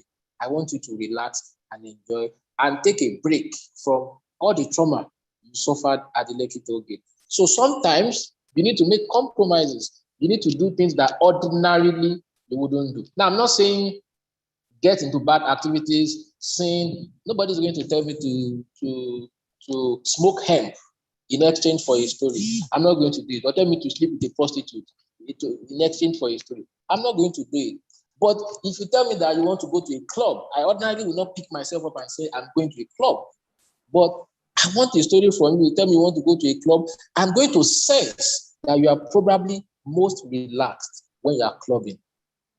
And yes, I'll make it happen. It's just like, sometimes it can be like acting, make believe what. A woman who is married to somebody goes on set, kisses a man, no feeling, nothing. After set, everybody goes their different ways. Goes back to her husband, and then the feelings return. So you have to be able to take yourself out of your role as a journalist and then take yourself into another role as the friend to somebody from whom you need information that will help your investigation. That's on sources. I think there's one more. Yes. That's all. Thank you very much. I acknowledge you, Yomi, Ayeleso, but I cannot stake you for time. Taiwo Gumola, I also acknowledge your hand has been up, but for time we cannot take you. And also the person with TechnoSpark, I'm so sorry we cannot take you at this session. But before Shoyombo goes, there's this question that I think is about life and death. Somebody who has been doing a story, the They're after him because about somebody was killed, and the person revealed the attackers, and so the person is out of the state because they're after him. What advice would you have on that kind of person? It's actually a TechnoSpark that asked that question. We just hand up from that so that we have Dr. Uzo who's already waiting. Okay, what advice? You're in another state. As long as your employer has not sacked you, you still have your job. You just have to. Well, it doesn't threaten. Where they asked him to. It was asked to be sacked. That's normal. If he was asked to be sacked, but did the company end up sacking him? From the message he put out here, no. The company did not bow to pressure to sack him, but he then had to leave his state. You see, when we do the things we do, we have to ask ourselves, what are the consequences? And be prepared for them. Any story I want to do, I ask, who are the people that are likely to be angered by this story?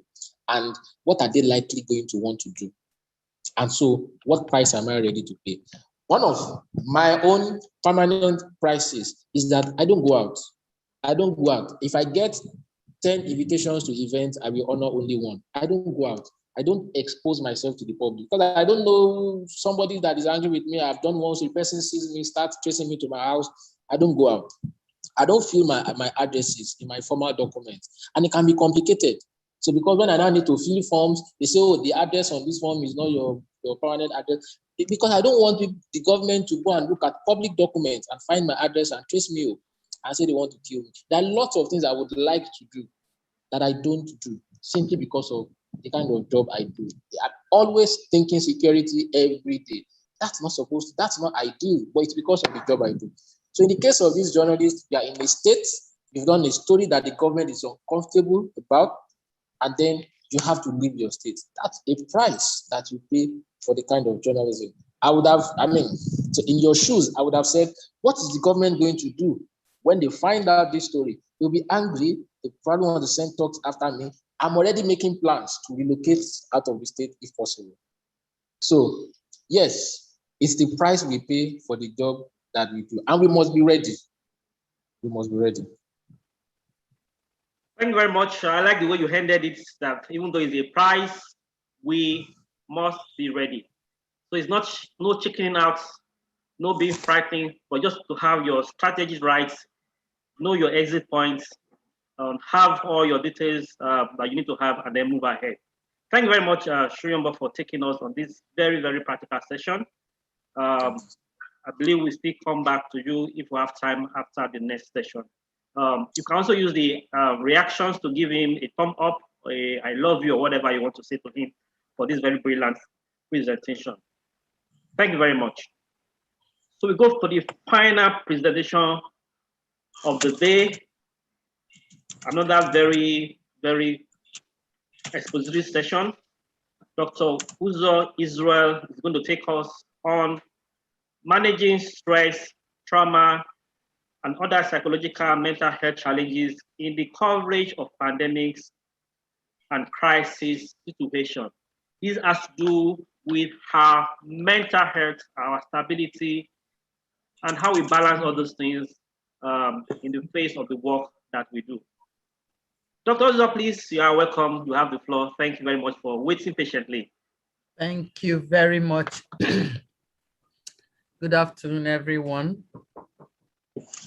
Good afternoon, man. You're welcome. Okay. Thank you for assured me that I'm being heard. I'm trying to share my screen. I don't know if it's being seen. Okay, all right.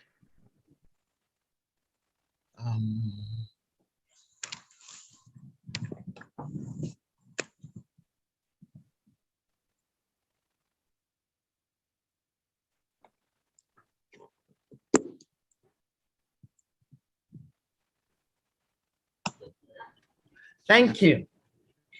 Good afternoon. I'm told to talk on how to manage stress, trauma, and mental health challenges when you are covering pandemics and crisis situations. Let me start by quoting a saying from Dr. Colbert, who is a medical doctor. He says that fear triggers over 1,400 physical and chemical stress reactions. and activates more than 30 different hormones and neurotransmitters. Now, biologists, physiologists will tell us that our bodies are run by hormones and neurotransmitters from reproduction to when we get hungry to even giving birth and so on and so forth. These are all under the control of neurotransmitters and hormones. So when they are activated, it simply means that the body is in a mode, you know, that keeps it the way it shouldn't be. So I start by asking, what is stress? I have a definition of stress here, that it is a non-specific reaction of the body to any demand that is made on it, whether by external or internal events. And such an individual who is reacting perceives it as a threat to his or her ego integrity. Apart from perceiving this threat, this individual does not have adequate coping capacity. That's why it is stress. It can also be defined as the wear and tear of the body that is occasioned by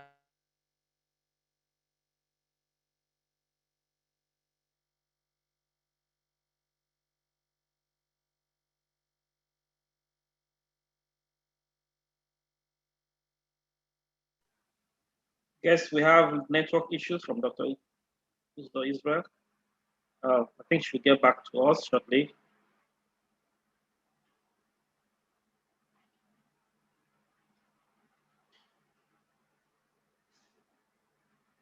Yes, it's network issues from our own end.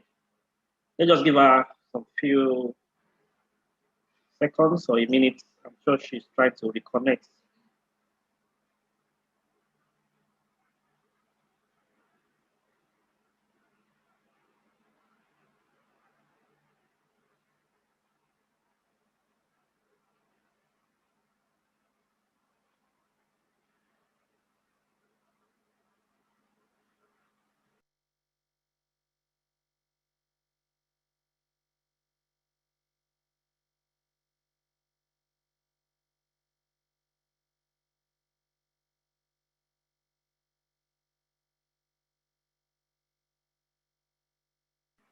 I think she'll try and reconnect. I'm sure she also realized that she's no longer connecting. So let's just wait for her to come back.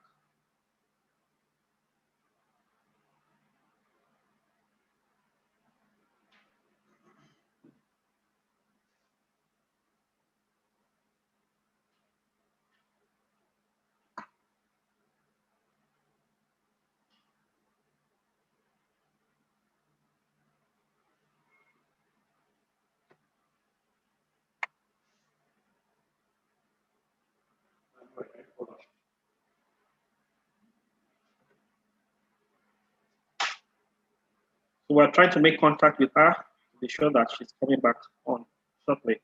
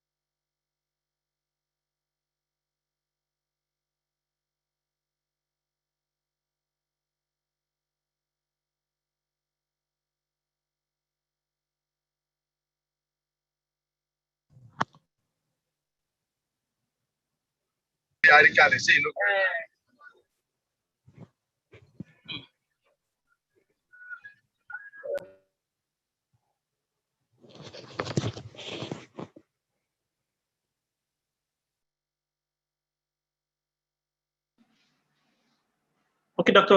Uzo is trying to reconnect internet connectivity problem, but she's getting in contact with her and she's trying to reconnect. I'm sure she'll join us soon. So they just wait for her to reconnect.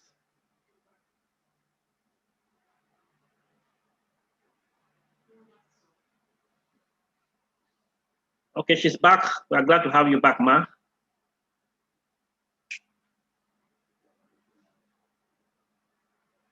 Yes, can't see you, Ma. Maybe you unmute yourself. I'm so sorry, please. Okay, perhaps maybe you can go off the video so that you could have a stronger bandwidth. If you go off the video, maybe that will help the process. Okay.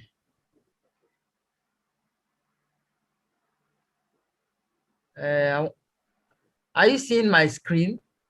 Yes, but not the screen of your presentation. We are seeing the screen of this Zoom launch. Oh. Okay. Okay, yes, thank you. All right. Thank you. I apologize once again. So I was talking about the two types of stress. That stress in itself is not a bad thing because there is positive stress. When you have positive stress, it is that stress. For example, if you're planning a wedding, you'll be stressed, but it's positive. So it pushes you to do something. You have an exam to sit for. You will have exam stress, but it's also positive. So it's not supposed to break you down psychologically. Now, when the body faces a stressor, there are physical processes that take place. You know, the body has its own instinctive responses and senses. So it reacts in what we call fight or flight response. Sometimes fight, flight, or freeze. Now, when this happens, the body gets ready either to run, just like the last presenter was talking about. Your life is being threatened. It's either you run out of the city or you run out of the state or even the country, as the case may be. So, of course, that comes, you know, with its own, when the body faces a stressor, that can happen too. Other times, maybe you stay back and fight, depending on the situation. Now, when that happens, you know, there are things that happen in the body. The senses are prepared for the next action. So your body needs to get ready. But what we find is that when we are always under stress, what happens is that there is what we call hyperarousal. Hyperarousal in the sense that, or heightened arousal, in the sense that blood from the skin, organs, and extremities, you know, when you want to fight, blood and all the energy is concentrated on those areas of the body where you need to take action. That is your sense of vision, your sense of hearing, maybe your body, your arms. All other things are suspended. Your digestive system and all other systems are suspended. And then blood flows into all those regions that you need to act with. Now, what happens is when you have constant stress, there's heightened arousal. That means that the blood that should be servicing other parts of your body are now focused in a certain area. So there is heightened arousal. Now that brings us to what I call the biopsychosocial model. Now this biopsychosocial model talks about health as a holistic thing. You know, it takes away from the medical model. The medical model sees health or sickness as a result of virus, as a result of germs, and what have you. But the health psychology approach to health sees illness as a combination of factors. Some are biological. That is where you have the viruses, where you have the germs, and also the genes. That is your capacity to inherit certain things, and then your personality. Now, there are behavioral factors also that contribute to illness, including lifestyle, the stress, and then your health beliefs. And then we have the social and environmental conditions. Also, you know, we have our cultural influences, family relationship culture, like those people that eat toads and rats and so on and so forth. Their cultures believe in those things. Then you have family relationships, you have your social support, and then the healthcare systems and policies where we live.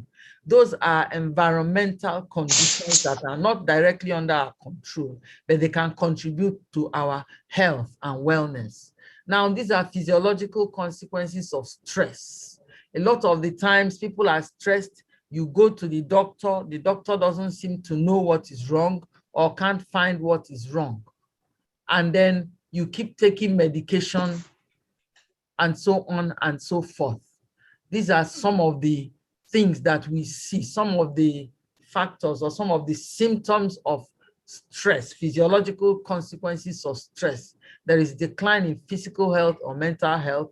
There's a sense of being overwhelmed, anxiety, irritability, you feel insecure, you're nervous, there's social withdrawal. Social withdrawal, not the type that our last presenter was talking about. He was talking about social withdrawal because of his security. But again, you can also get paranoid sometimes, and then you begin to withdraw socially. You can have loss of appetite, you're not able to sleep, and so on and so forth.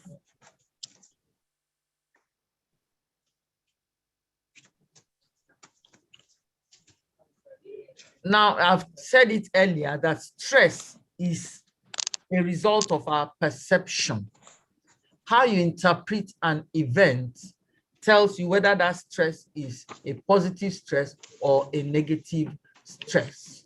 So when we interpret an event in a negative way, it becomes a risk factor for a host of mental health problems.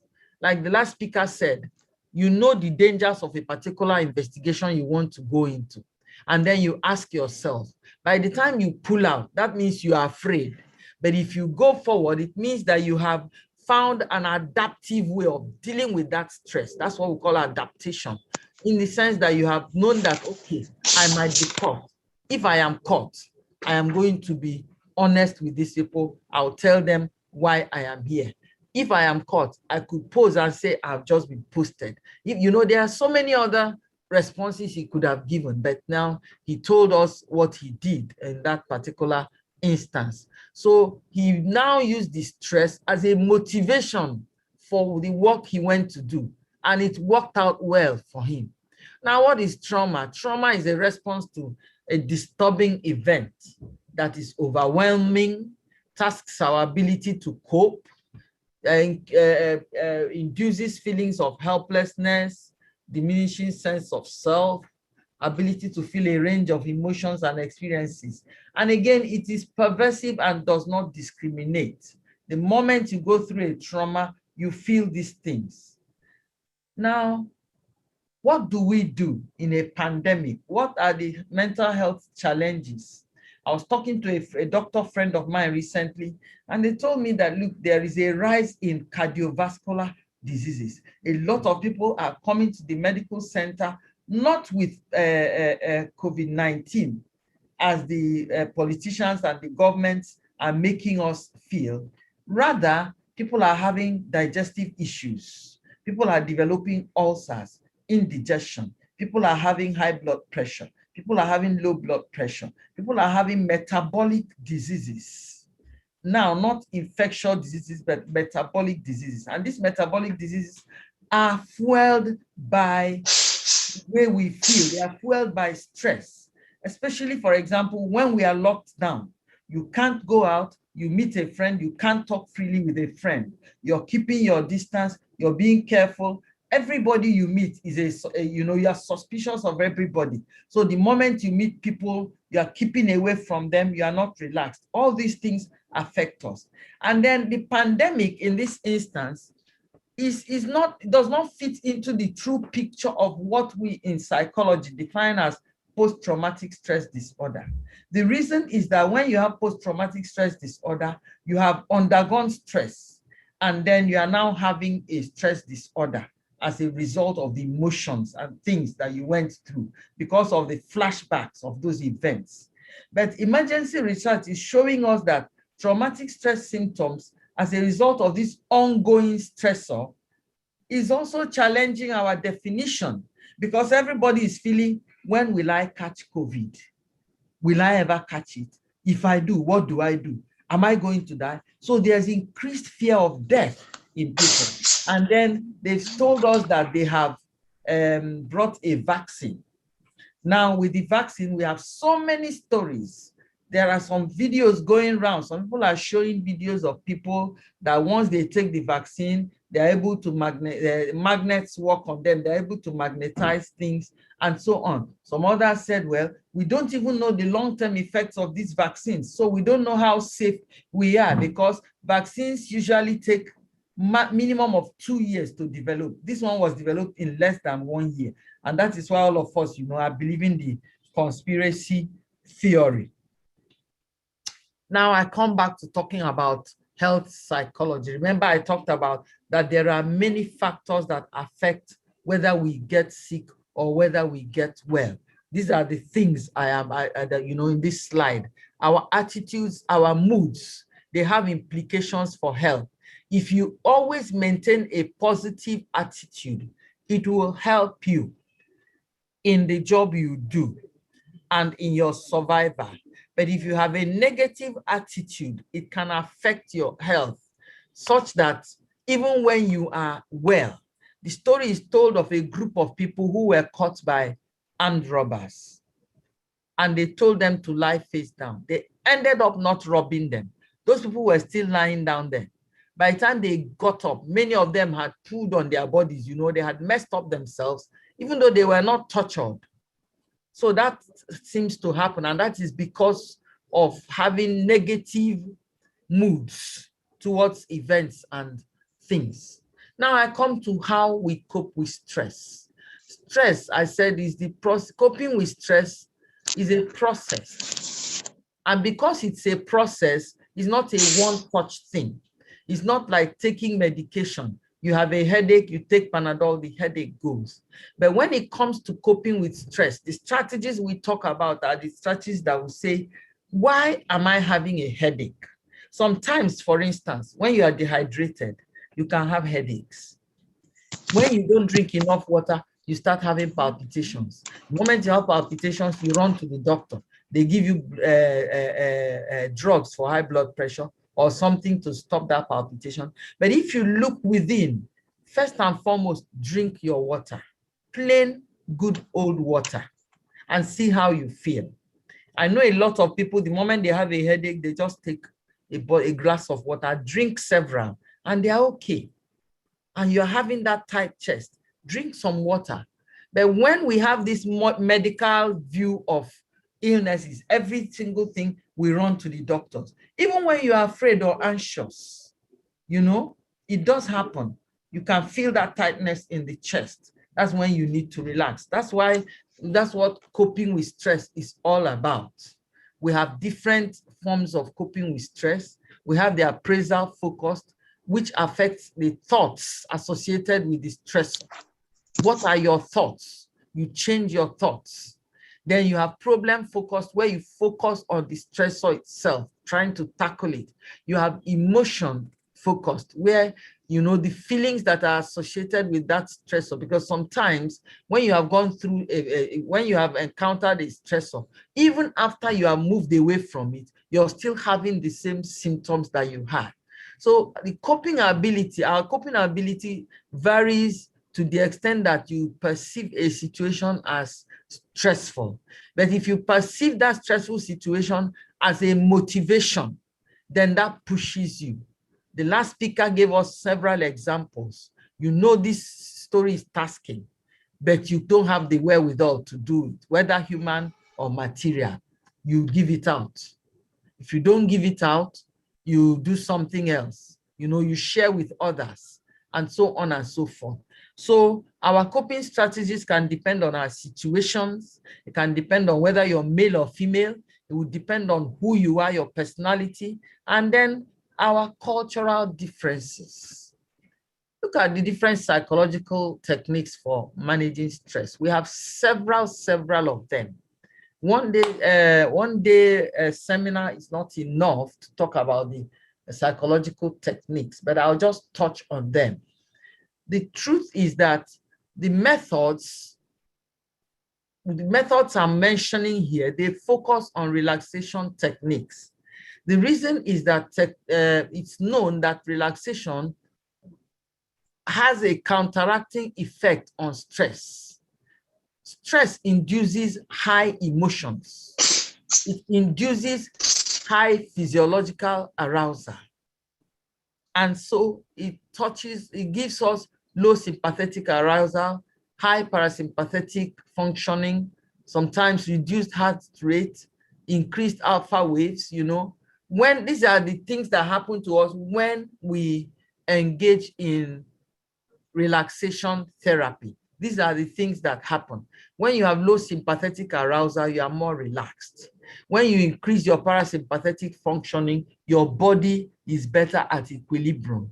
When you have reduced heart rate as against increased heart rate, your blood pressure and all other things are also, the better for it. You increase your alpha waves, that's the waves of relaxation. Then you have slower and deeper respiration. You find that when you are afraid, what happens? There is hyperventilation. You are breathing so fast that even the oxygen is hardly going in and it's shallow. And then you have reduction or absence of tension, nervousness, and edginess. You have increased feeling of well-being, and then you're able to get a good sleep. This is when you practice relaxation therapy, which is my recommendation for this seminar. What are the side effects? It's inexpensive. They are easy to learn. They have no side effects. So all you need is, once you have been taught, you can go ahead and practice on your own. You can also adopt it and adapt it. For example, you find yourself driving and you're getting anxious. One of the things you can do is just begin to count 1 to 500. Make sure there's no interruption. The moment you start counting, you find that you begin to relax. When you have so many deadlines to meet and your head is running, bonkers or like popcorn, one of the things you can do is to calm yourself down, do some self-talk, and begin to, do some counting. The results can be immediate and they can also last long if you do them more. So what are the requirements? You need a venue that is comfortable, at least for the learning, and then you can always practice it anywhere. You also have to follow some guidelines, and you must be free from distractions so that you learn your relaxation techniques. Now, these are some of them. Tension scanning. When you focus on your internal environment, suddenly your body is not feeling like your own. You begin to ask yourself, what is really going on within me? You do a scan to discover whether you are tensed or not. It's something that is introspective. You do it within yourself. Another technique is what we call that. So by the time you do your tension scanning, that is the time you can tell yourself, look, in this situation, whether I die or whether I survive, I think I will make it. And you assure yourself.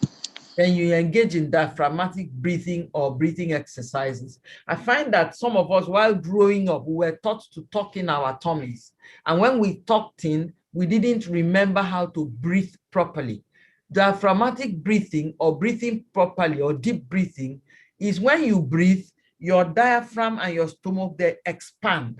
When you breathe out, they contract. But you discover that what we've been taught by talking in is that we do it the other way around. You're breathing in and your stomach is going in.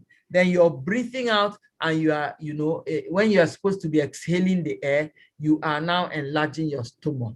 It should be the other way around. So if we take time and practice diaphragmatic breathing, it will help us. There's psycho-imagination. When you imagine the worst scenario and you imagine the best scenario, and then you begin to walk yourself around it. Then we have what we call autogenic relaxation. We have what we call progressive muscle relaxation.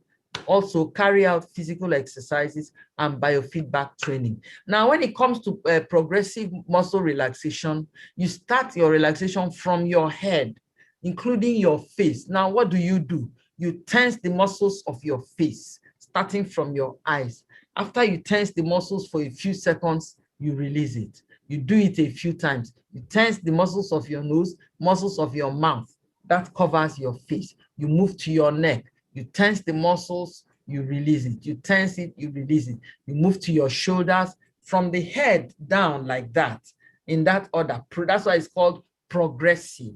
Down to your arm, your upper arm, your lower arm, your wrist, your fingers. You tense them each time for a few seconds, and then you release them. So that is progressive. As you do it, you discover that your body, is beginning to relax. And then we have what we call biofeedback training.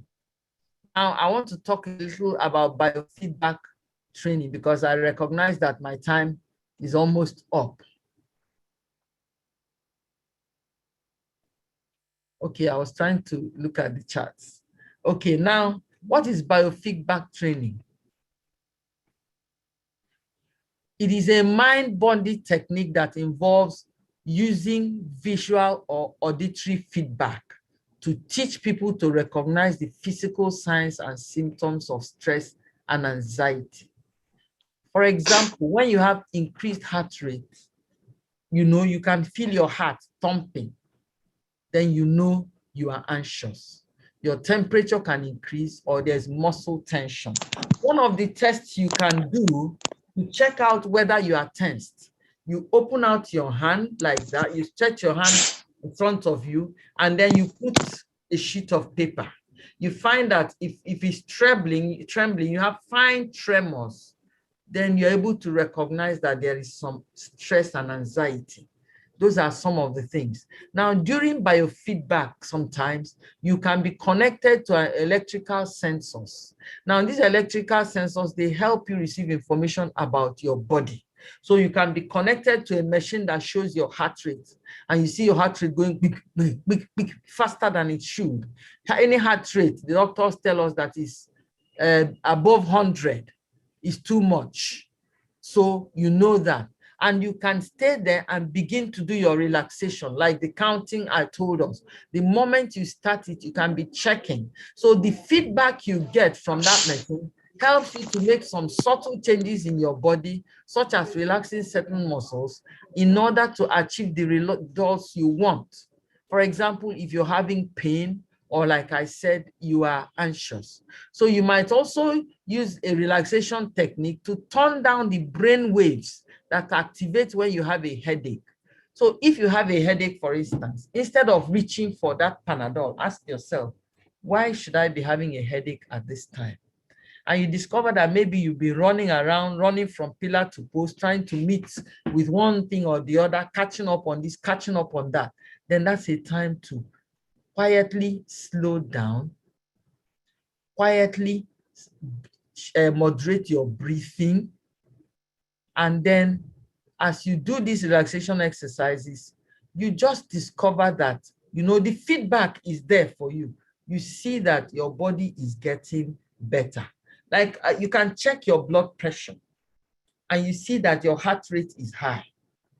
If you do some of these exercises, by the time you come back again, 5-10 minutes, you discover that it's gone down. That is why some alternative practitioners have even said that high blood pressure is not a disease. It is a function of what you're going through. If you're driving, for example, on Lagos routes, your blood pressure will be high. It doesn't matter the amount of drugs you take. It will be high. But if you learn also how to control road rage and how to control your emotions while you are on the steering, for example, with emotional intelligence, that way you are able to control what happens to your body and your reaction to stress. Finally, research has shown that relaxation exercises are as effective as using tranquilizers in stress management. This is why it's not recommended to use relaxation when you are on treatment with anxiolytic drugs or when you are depressed. Of course, when you are depressed, you're already in a low mood. So if you do relaxation, your body and your emotions will further go down. So you don't combine it. But when you use one and you keep doing it, you find that you will get your results. As an individual, you need to determine which technique is suitable for you. And finally, practice relaxation regularly. You will discover that you'll be able to reduce your reaction to stress. Remember, like I said earlier, stress is common to life.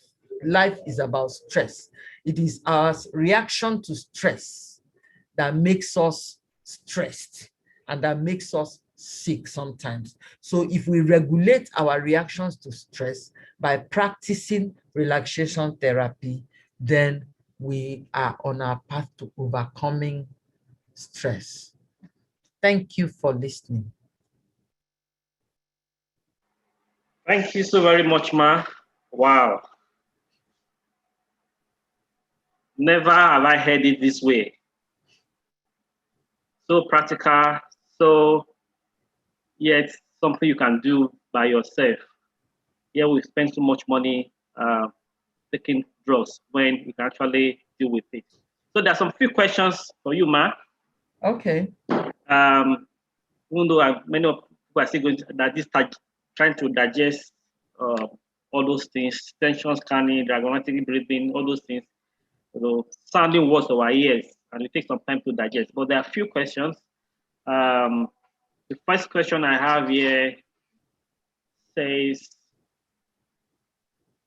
okay, let me just try to, so many questions are coming up now. So let me just take. Okay, how often should physical exercise and workouts maybe be done, as one has to also go to work and the other runs? So we just marry about 1 hour be enough, or do you need to jog? We're talking about physical exercise every day. We have work to do and things to do. So how often should we do it? And then should walking suffice rather than jogging or having a routine of exercise because of the work that we do? The other question, a lot of commendations there. Thank you. Thank you.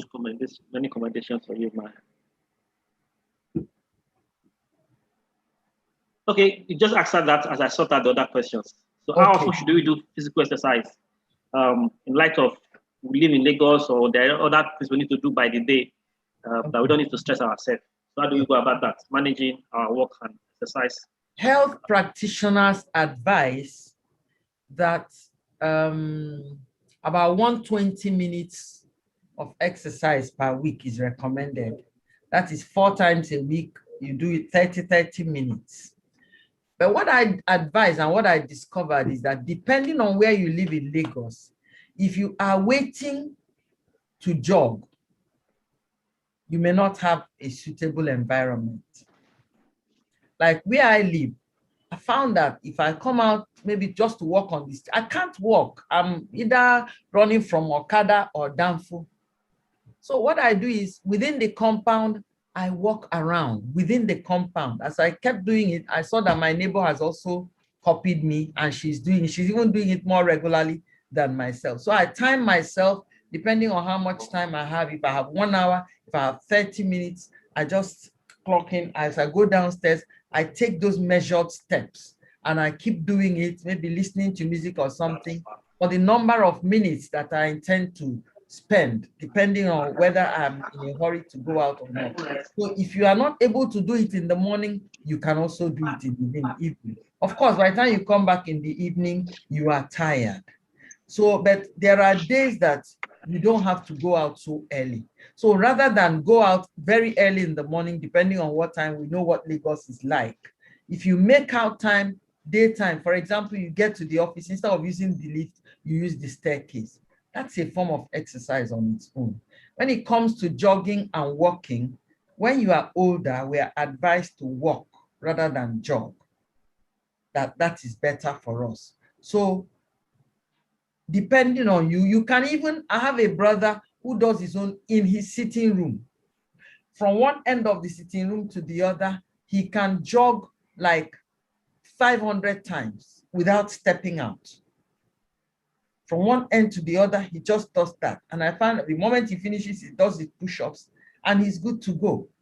So depending on your situation and depending on your challenges, you can always adapt. The good thing about exercise is that you can adapt it to suit your situation, but only make sure you are exercising. And then water drinking. In our environment here, we don't emphasize it enough. You discover that during summer abroad, if you're entering the train, they're announcing to you, don't forget your bottle of water. If you start feeling funny, blah, blah, blah, contact this one, contact that one. And the amazing thing is that the environment that they are calling summer is like the AC in my office. Yes, to them, that is hot weather. We that are in a very sweltering environment, nobody should move around without a bottle of water. If you are afraid you might not get a convenience, you know, when you need it, just keep sipping. Rather than swallow the water, sip. Always take a sip regularly. It is helpful and it is advisable. Now, when it comes to relaxation exercises, when you have done your work and you come back home, you would have been stressed, especially going through the traffic. You see, tiredness is not the same as relaxation. That is one other mistake. So the fact that you are tired does not mean that you are relaxed. Sometimes you might be even too tired to sleep. That is the time you need to do your relaxation. Some people do yoga. If you are that minded, yoga is also fine for those who believe in yoga. But by all means, find time to relax and to meditate. It will also help you. And then your relaxation exercises, don't forget it. So while you're on your bed trying to catch some sleep and you're remembering that story you need to submit, this is bedtime. This is sleep time. Do your number counting and sleep off. Get the sleep. The moment you get your sleep, you wake up, you are more energized to do what you have to do. Somebody said, will sleep help stress? Yes, sleep does help stress. Because stress affects your sleep. It causes insomnia. So if you're able to get more sleep, you're able to reduce. Remember, we're talking about the body's reaction to stress, because stress is always there on its own. It's a stimulus, but where our reaction to it is what affects us, and that's what we're talking about.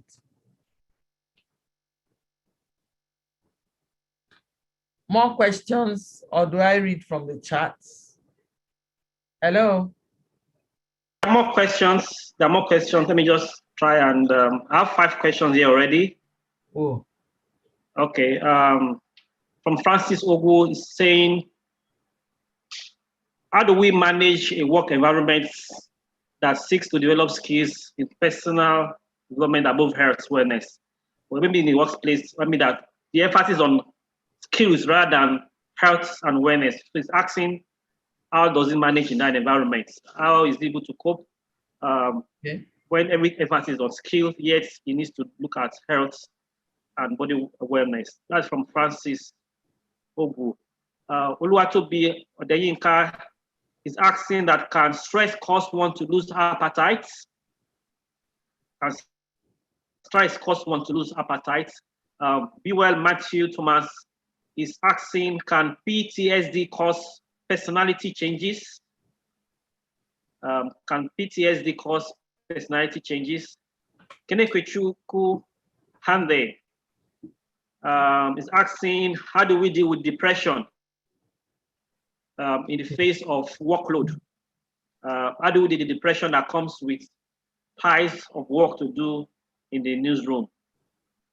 And then from Andre, saying, I hope I won't lose trend, because this is the last many. one. The last one, and I can always remind you. This is the last one. How do we manage victimization caused by stress at work? Victimization, stress at workplace. So if you just pick anyone, if you miss anyone, I will help you. Okay, the first one, I wanted to speak to it, but I suddenly forgot. What was the first one? The first one is about, it's talking about how do you deal when you have the office is focused on skills development and yet not focusing on personal and health development? How do you cope? Okay. How do you cope in that environment? Okay. Yes, I realize that all these things, the amount of stress we go through in recent times in Lagos, it all started more way in the late 80s and early 90s. I don't know what happened, but suddenly Lagos changed. Those days, you know, if you go to Ogunsoya, you go to Allen, you just see people on the move. Everybody wanted to get at everything. You discover there are some people, they go to night vigil, from night vigil, they go to work, they come back, and people were just piling up stress on their bodies. And by the time people started coming down, we also had an increase in all these things. Yet, there are companies that have come to realize that employee welfare and well-being is important. And that is why they've established what we call the EAP, Employee Assisted or Assistance Programs. A company like, just by way of mentioning names, Chevron has it. I know that Airtel, for example, had it at some point. I don't know if they still run it. Now, organizations that are like that, you find that productivity will be affected. But you as an individual, you have to develop your own coping mechanisms as a person. Even when you are in the office and that boss is shouting, under your breath, you're telling yourself, keep calm, you can do it. You're doing a self-talk and you're telling yourself, keep calm, especially with an impossible boss who doesn't want to understand that this human being is not a machine. Even machines go for maintenance. So you need to, that's where you need a lot of emotional intelligence, managing your emotions. You don't, you know, maybe when the boss loses his temper, you don't also lose your own temper, but you emotionally deal with your own emotions by understanding, intelligently deal with your own emotions by telling yourself that you will be okay. These are things you need to practice on yourself. Then the second one. Can stress cause one to lose appetites? Yes, stress does cause one to lose appetite. For example, if you've just been bereaved, you won't have appetite for food depending on who it is you lost and how it affects you. So stress can cause one to lose appetite. There are people who don't eat because they are stressed. That's why even ulcer, if you suffer from ulcer, you go, the doctor tells you, don't allow yourself to get hungry. The doctor is not saying overeat. The whole idea is that because there is increased arousal of the body, there is increased acid in the stomach. And so there is not enough food for the acid to grind, and it starts grinding your stomach wall. In fact, it's been found that stress causes ulcer more than anything physiological. That's why ulcer is a psychosomatic illness, because it's an illness that is a sickness that is on a physical substrate, but it is caused by psychological stress. So when you learn to reduce your stress levels, you will discover that your ulcer will heal faster if you have ulcer. So those are the things. So you can actually lose appetite when you are stressed. Sometimes because you have a deadline, you lose appetite. You are pursuing that thing. You want to do it, but it's not ideal. Yes, sir. The next one, please. PTSD, can it cause personality changes? Oh, yes, it does cause personality changes. I remember there's the story of a woman during one of the world wars. I've forgotten which of them. She was caught as a prisoner of war, POW. What she went through at the prisoner of war camp, overnight, her head turned white. And it was found that it was a stress reaction. It was as a result of the post-traumatic stress that she suffered, you know, while in the detention camp there. Her head turned all white. Suddenly, it's not like she was graying, no. And premature gray hair, of course, we know is also as a result of stress. When you are stressed, you know, you age prematurely and then you turn gray prematurely. So it can cause changes in one's personality. you know, especially for people who have what we call intermittent explosive, you know, temperaments, people who get angry easily. So it can cause a change of personality. Somebody who has been raped before, suddenly you discover that this person is withdrawn, this person is no longer doing the things he or she used to do. You need to check, and you find that that stress has left that person in a worse condition. Next one. Okay, I'll join these two together. How do we deal with depression from work? And how do we manage victimization at workplace? Two questions together. Depression because of work, and then victimization at workplace. They are intertwined. Victimization at the workplace can also cause depression.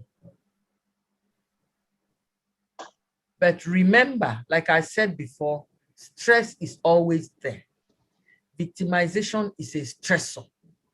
The question you ask yourself is, what kind of this victimization, how do I overcome it? You can either adapt, there's what we call adaptive coping. Adaptive coping simply means changing your strategy. For example, when I was in the private sector, I had a boss who was always picking on me and always trying to put me down. Initially, I was always angry and I used to react in anger. But after a while, I had to do some emotional intelligence, you know. And what I did was that every time I saw him, I'll come to him, yes, sir. Anything he said, yes, sir.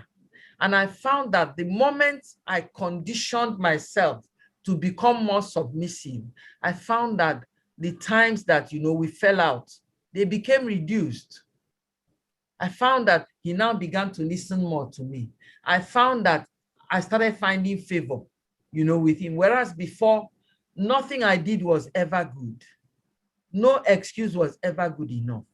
But I found a way, or I had to adapt to the situation. I asked myself, what does this situation require? That's one of the questions you need to ask yourself. If you're being victimized, why? First ask yourself, why am I being victimized? Am I really sloppy? Is that why I'm being victimized? If I'm sloppy, that means I'm not meeting up with deadlines. That means I'm not doing things the way I ought to do them. Then you make a change. If it's because, oh, in our own environment, oh, we don't speak the same language, ethnicity, then you need to condition yourself to recognize that everybody cannot like you.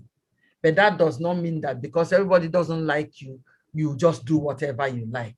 No, you find ways of removing negative focus from yourself. That's what you need to do. Do emotion, again, do, you know, what are those things that cause that victimization? You need to find out. And then how can you help it? At least do the one that is your part to do.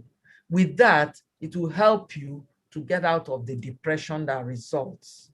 And then when you have a deadline, one of the things that happens to people is that you have deadlines you're not able to meet, you beat yourself up on the head. And the more you beat yourself up on the head, you indulge in self-blame. And plenty of self-blame reduces productivity. So rather than blame yourself, just tell yourself, I will do my best. I can do it. I will meet up. So don't give yourself unnecessarily tight deadlines. Rather, pace yourself properly. Learn who you are. How do you work? If you know how, hello? Yes, we're listening to you. So if you know how you work, then maximize it. Maximize it. Somebody said, is water the only thing that you take for palpitation? Water is not the only thing, but if you are dehydrated, lack of water is one of the things that can dehydrate you and cause palpitation. If you have drank enough water and you're still having palpitation, it doesn't stop you from seeing your doctor. Sometimes, again, if you have not eaten adequately, if you're hungry, you can have palpitations. Your body will be shaking. So you also need to tackle that. All right. Is there any other question? There are like 12 questions, so I'll try and do some cluster so we can save time. From Janice Kobam and then Abimbola Florence and Omolola Alamun, they're asking questions that relate to sleep. That some people sleep. First question, that when you sleep, can that reduce stress? But there's some people who also sleep and still wake up feeling weighed down. That's one aspect of it. They also say that if they're sleeping and are using their phone as a stress relevant, playing game on the phone, is that advisable to reduce stress when you want to sleep and you're playing game on the phone? Would that reduce the stress? And the third one, this is a personal question. He says after sleeping, he still wakes up with splitting headache despite sleeping. So he still has splitting headache. So those three are sleep related. I don't know if you got his man. Yes, I did. Well, talking about sleep, a lot of the time, the question you want to ask yourself is, what is the quality of your sleep? That you slept is not the number of hours. Rather, what is the quality of that sleep? For example, somebody waking up with a headache simply means that you slept but you didn't rest. Your sleep was not restful.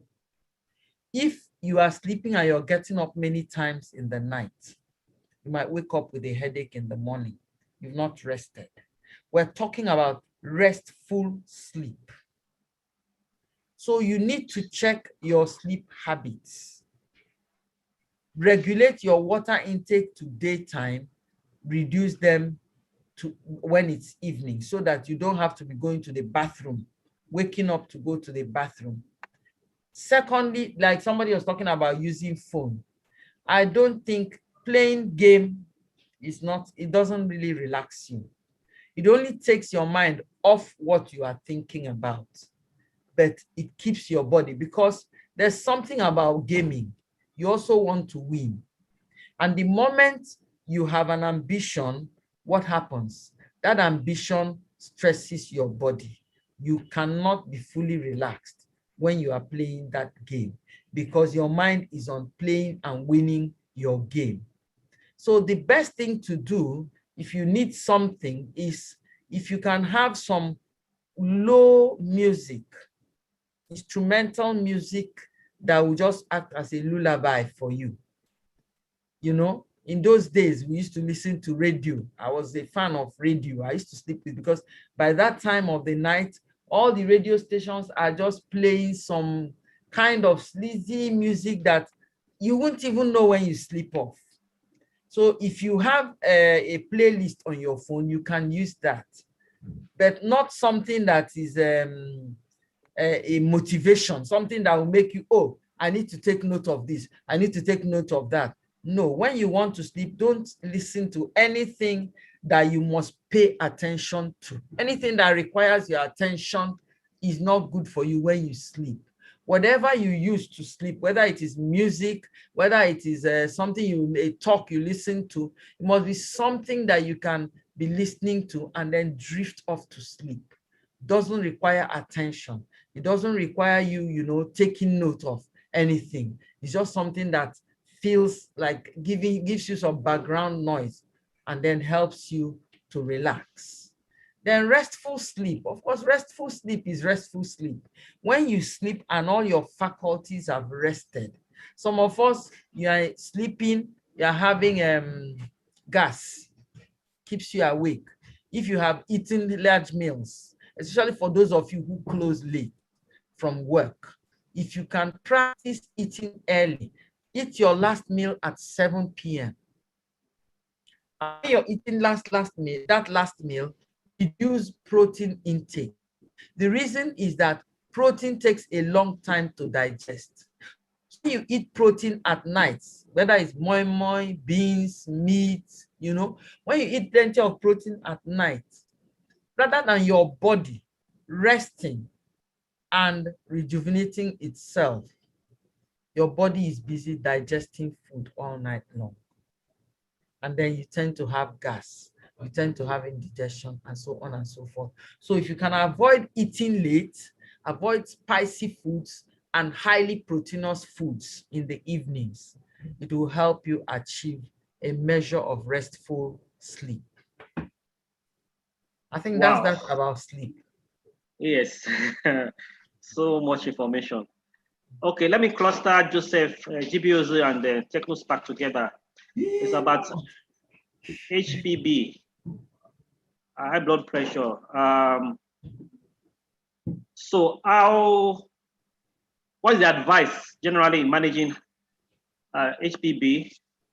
And then some people say they do exercise by walking every day.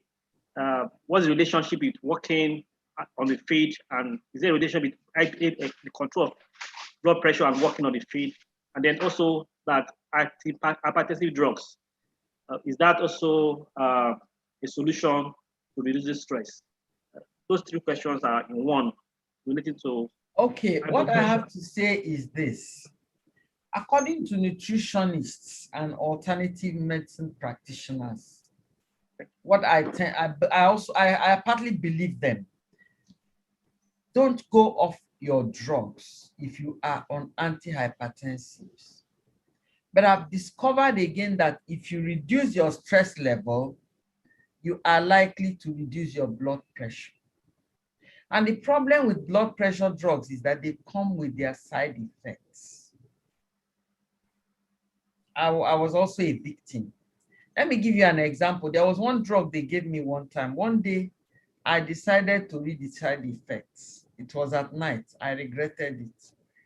I did not sleep throughout that night. You know why? The side effects of that drug would have killed me faster than the blood pressure. A drug that is controlling blood pressure that can lead to kidney damage, sleeplessness, irritability. Everything was listed under that drug. And then I'm wondering, you're treating one thing and you are getting all this. As much as possible, if you can help yourself to maintain a good blood pressure without drugs, fantastic. But if you are on drugs and you're on many drugs, also work on reducing them by the exercise you do and by relaxation. Mainly relaxation helps.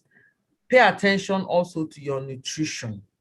Nutrition also plays a part. Remember, I talked about the psychosocial model, the psychological, the social, and the environmental. These are all, if you live in an environment that is noisy, can also affect your sleep and affect your blood pressure.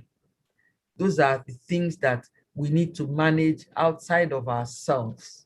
Like when you live in a new area where people have to wake up and grind beans or grind something, they make a lot of noise. Those are challenges. And not to talk about places of worship where people have to wake up very early and then instead of doing the prayers, they are shouting at the rest of us. Those are the things I personally find that disturb our sleep, because that early morning sleep, there's something it does. It brings a refreshing, but some of us don't get it because of the environments in which we live. So if we can help it, we change our environment. We do something, but be proactive in the steps you take. And in managing high blood pressure, check your nutrition, and then check the drugs you're taking, that it is not complicating your body more than it is managing the blood pressure. But your doctor is always the best advisor as to whether you should go off your drugs or not. But if you practice, if you have good health practices, you are likely to reduce your blood pressure naturally. And then by the time you see the doctor, they will either reduce your drugs or, you know, modify how you take it. I don't want to start sounding like an expert in that area so that people don't walk away and drop their drugs and say, I said. Okay. But if you practice relaxation therapy, I guarantee you, your blood pressure, you get better readings than you have been having. Thank you so much. 3 more questions. Now this one from Janice Kobam is post-cutting. Non-payment of salaries is something that demonizes people. How do we deal with that trauma? Financial issues now. Wow. Well, you know, that comes under what we call, when we talk about theories of motivation, we have what we call motivation factors, we have what we call hygiene factors. Those are hygiene factors. What are hygiene factors? Hygiene factors, they do not necessarily motivate the worker to work, but without them, the worker cannot work. Salary is one of them. You may love your job, you enjoy what you are doing, but if nobody pays you, you don't want to do that job, no matter how passionate you are. Even if it's a business you are running, if that business doesn't pay you, your passion will not put food on your table. So when it comes to finances, the best I can say is manage your emotions and manage your finances. I'm not an expert in that area. I'm here to talk about psychology. But your emotions towards finances can also help reduce the stress you have when the finances are low or when they are not coming as they should. Okay, thank you, man. Then the last two, I joined them as one from Messi, Obojegwen, and from Andre. Okay. So he's asking for clarification about the tensing of the muscles of our face, the neck. How do they reduce stress? And then also about a question about fear. Like, didn't understand what you said about fear. How fear had to stress. Okay, I said and that. also about the lumbar count. How does all this Okay. stress? Dr. Colbert said that there are 1,400 reactions that happen in our bodies during when we are afraid. And I said that when those things happen, it brings on hyperarousal. And when we are highly aroused, they affect our metabolism and they can induce metabolic disorders. So that's that. In the counting, when you want to relax, the idea is for you to count 1 to 500 for a start without a break. Without breaking, when you find that you're losing concentration, you start afresh. That's that. So 1, 2, 3, 4. Maintain the same interval. If you notice that you are slowing down or something is taking you away, you go back and start again. By the time you count 1 to 500 without any interruption, you are most likely to relax. You find that you are more relaxed than when you started off, especially when you notice that tension. If you've done tension scanning and you notice you are stressed. What's the other one? I've talked about fear, I've talked about counting. Yes, the other one about the tenses, yes, on the neck and the faces. I said progressive muscle relaxation. Start from your forehead, squeeze it as hard as possible, and then gradually relax it.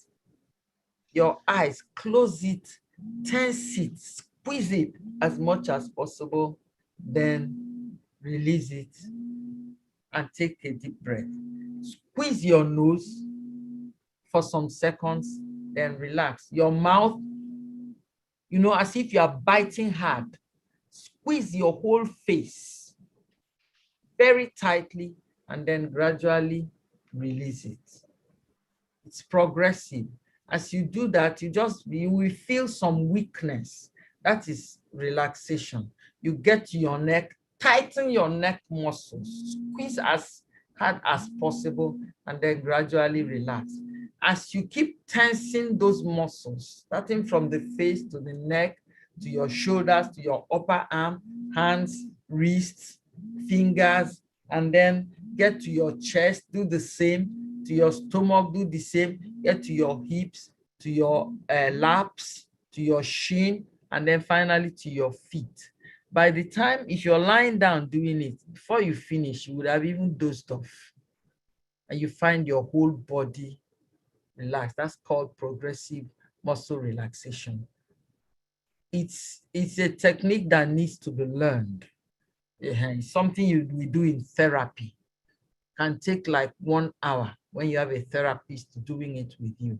at the end of the day, you find that if you can also go for a massage, if you can afford it. But these are cheap ways that you can help yourself at home to relax and to get rid of the harmful effects of stress. Thank you. Thank you so very much. Wow. What a very good note to end. Started with Gilo, Suyombo, and now you're ending us on the stress, living the stressless level and managing our emotions. We appreciate you, man. Thank you so very much. There's so much commendations for you also in this, which shows that your topic has great effects on the work we do. Thank you very much. Thank you. Okay, we had extended beyond the time, but I think it's time well spent. With 30 minutes gone beyond what we said, but I think it's all well spent. And we see that we are also all the participants, most of them are still very much around with us. Some few announcements before I call the Executive Director of International Press Center to give the final remarks. The first is that I've been seeing a lot of requests about the presentations. They will be sent to you. We'll try to do that today. All the presentations for be sent to your registered emails, which you use to register for the webinar. We have them, and so we'll send it to you. We try and do that. The recording also, as soon as we get the recording or the video or recording of this, we also send it. This program is live on YouTube. We also share the link for the YouTube, so you can always go back there to listen again and again to all the discussions that we have had today and get the full benefits of the webinar. We expect, as we already communicated, that you do stories from this webinar, because that also helps our visibility and as a measurement of the impact that we have achieved. So we expect you to do stories, and please link us, send us a link, give us a text message, or send the link to our emails about the stories, stories, or print stories or online stories as we do them. You can have that as a compilation to help our own internal evaluation process. There is TechnoSpark. We need to have your identity, because we also need to know how many those who are here. So TechnoSpark, if you could just do us a mail to say your name is TechnoSpark Go 2020, we want to know who you are. It helps us to for our documentation purpose. So it's TechnoSpark 20. I'm here. If you just send your name on the chat box. What's your name? You can, okay, all right. You just text your name to help us Grace identify that name. Grace Egbo is my name. Grace Egbo. Did you hear me? Okay, Grace Egbo. Yes. Okay. All right. Yes. Okay, that's okay. That's okay. Thank you very much. We also be creating a WhatsApp group from this, because it's a continuous discussion, and there are other programs we also want to tie to this very beautiful audience. So we're having a WhatsApp group created so we can continue the discussion and interaction, and also get to do other things that has to do with our safety consciousness as we report. The executive director of the International Press Center, Mr. Larry Arundade, will be giving the closing remarks now. If you can, well, we cannot hear your clap, but I guess you can give a reaction to say welcome back for his closing remarks. Yes, thank you. I'm squeezing my facial muscle, and I'm now trying to relax it. So I hope we practice all these things. Well, thank you very much, Somi, for helping to moderate this important session. I want to thank all the participants, especially those of you that have managed to stay to the end. And of course, we have to thank our resource persons for They are very, very interactive, brilliant, and well-informed, presentations. And I hope that those of you who have participated, you have seen the benefits of this. These days, we ask people to apply for our trainings because we want to be sure that you are really interested and you will benefit from it. I believe that this is one training that has benefited all of us immensely. And like Sami said, it will be good, apart from the knowledge that you have acquired, it will also be good for you to do stories on this webinar and to talk about it. One other thing that I also want to draw your attention to is that from our resource person today, you also have very good sources. Because when we do training for journalists, we tell you to use experts. You need experts. And I can tell you that Dr. Uzo is one brilliant expert. So you are doing story on COVID, you are doing story on the insurgency, you are doing story on banditry. There are so many stories out there that we're not doing. We report figures. 20 kidnapped, 20 Greenfield students kidnapped, 20 killed, and so on. But behind all those headlines, what kind of psychosocial trauma are their families going through, the parents, and so on and so forth? What do they need to be able to overcome the trauma they've gone through as victims, as relatives of victims? These are stories that you need to do. So we have so many stories. Because somebody was saying, "Oh, I want to be doing investigation. How do I go about this?" That in itself is investigation. You can do a series of investigative stories on trauma as it relates to kidnapping, and you are going to win awards. And when you win these awards, the awards bring you money. So think through the box, and they will always be there to assist as much as possible. Just to also announce that in furtherance of our efforts at ensuring safety of journalists, on World Press Freedom Day, we launched a foundation for the safety of journalists in Nigeria. That foundation will be taking this kind of initiatives forward. We are quite ambitious. We are hopeful that in the next 2 to 3 years, we'll have been able to do this kind of training for at least 500 to 1,000 journalists in Nigeria.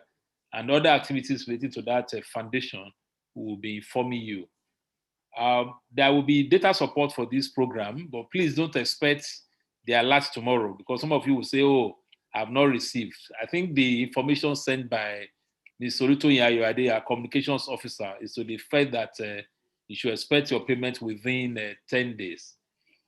So that will be all from me. Thank you once again for being here, and we hope to meet you at some other capacity building sessions of the International Press Center. For my welcome remarks to be shared by our staff, and I've also sent it to 1 or 2 people who sent me their email. I thank all the IPC staff that have made this possible, especially our communications officer, Olutoyin Ayoade, who has been working behind the scenes. So thank you and have a pleasant day. Okay, thank you, all. Hall. Now so that they can capture it. Maybe they want to take photographs. You can put on your videos if you are still very much around. Yeah. Now we can see your beautiful faces. So thank you all. For thank you. Paraventure, if you have not sent your account details, please do so immediately. If you have not sent your account details, please do that almost immediately. So thank you all. Yeah, thank you. Bye-bye.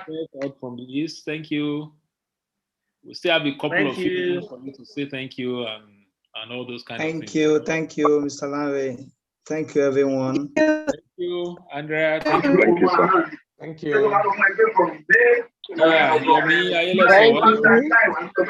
Thank you, sir. Thank you, God bless. Thank you. Thank you very much. Please, Adeleke from First News. Thank you, sir. Okay, yeah, that's good. All right, great. Nora. Thank you very much. Okay, Nan, great. Thank you very much. We expect to see our report from now. Betty. Oh, no problem. My video is off. Who muted my video? Thank you for this great thing. God bless us.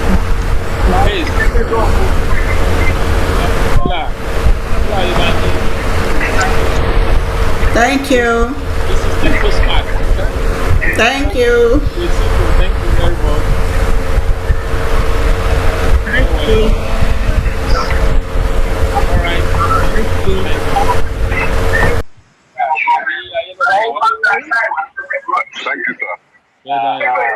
Thank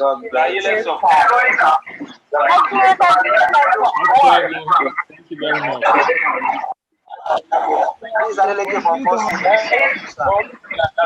Thank you.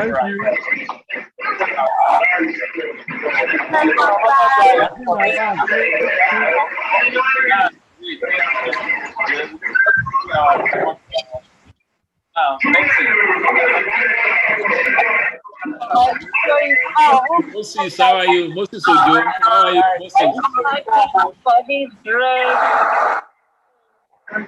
Sandra, thanks for joining us.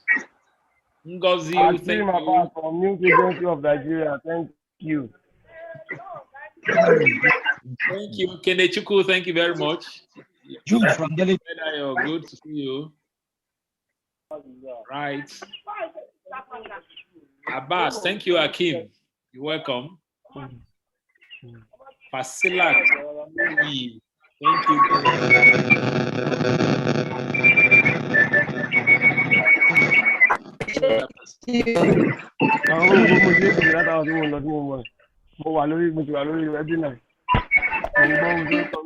Bye, thank you.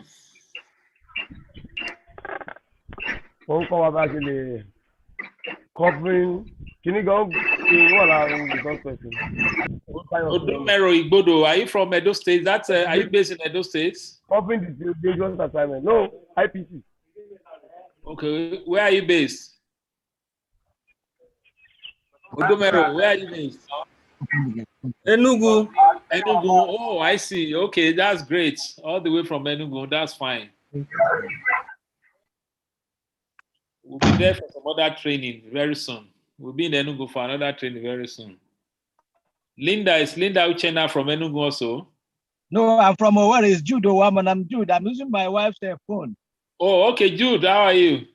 Hi, sir. All right. You're trying to use your wife to cover up. Don't expose her to dangerous assignments. So. I know my own this thing was not too well, so I had to use her network. All right, no problem. Jude, take care. Yeah, you're welcome. You're doing well, my chair. Okay, thank you. You remember when you gave me the boss for my wedding?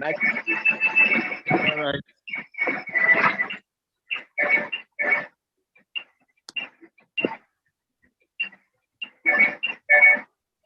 I am based in Enugu, but from Delta. I'm from Delta, but in Enugu. I'm in Enugu, but from Delta.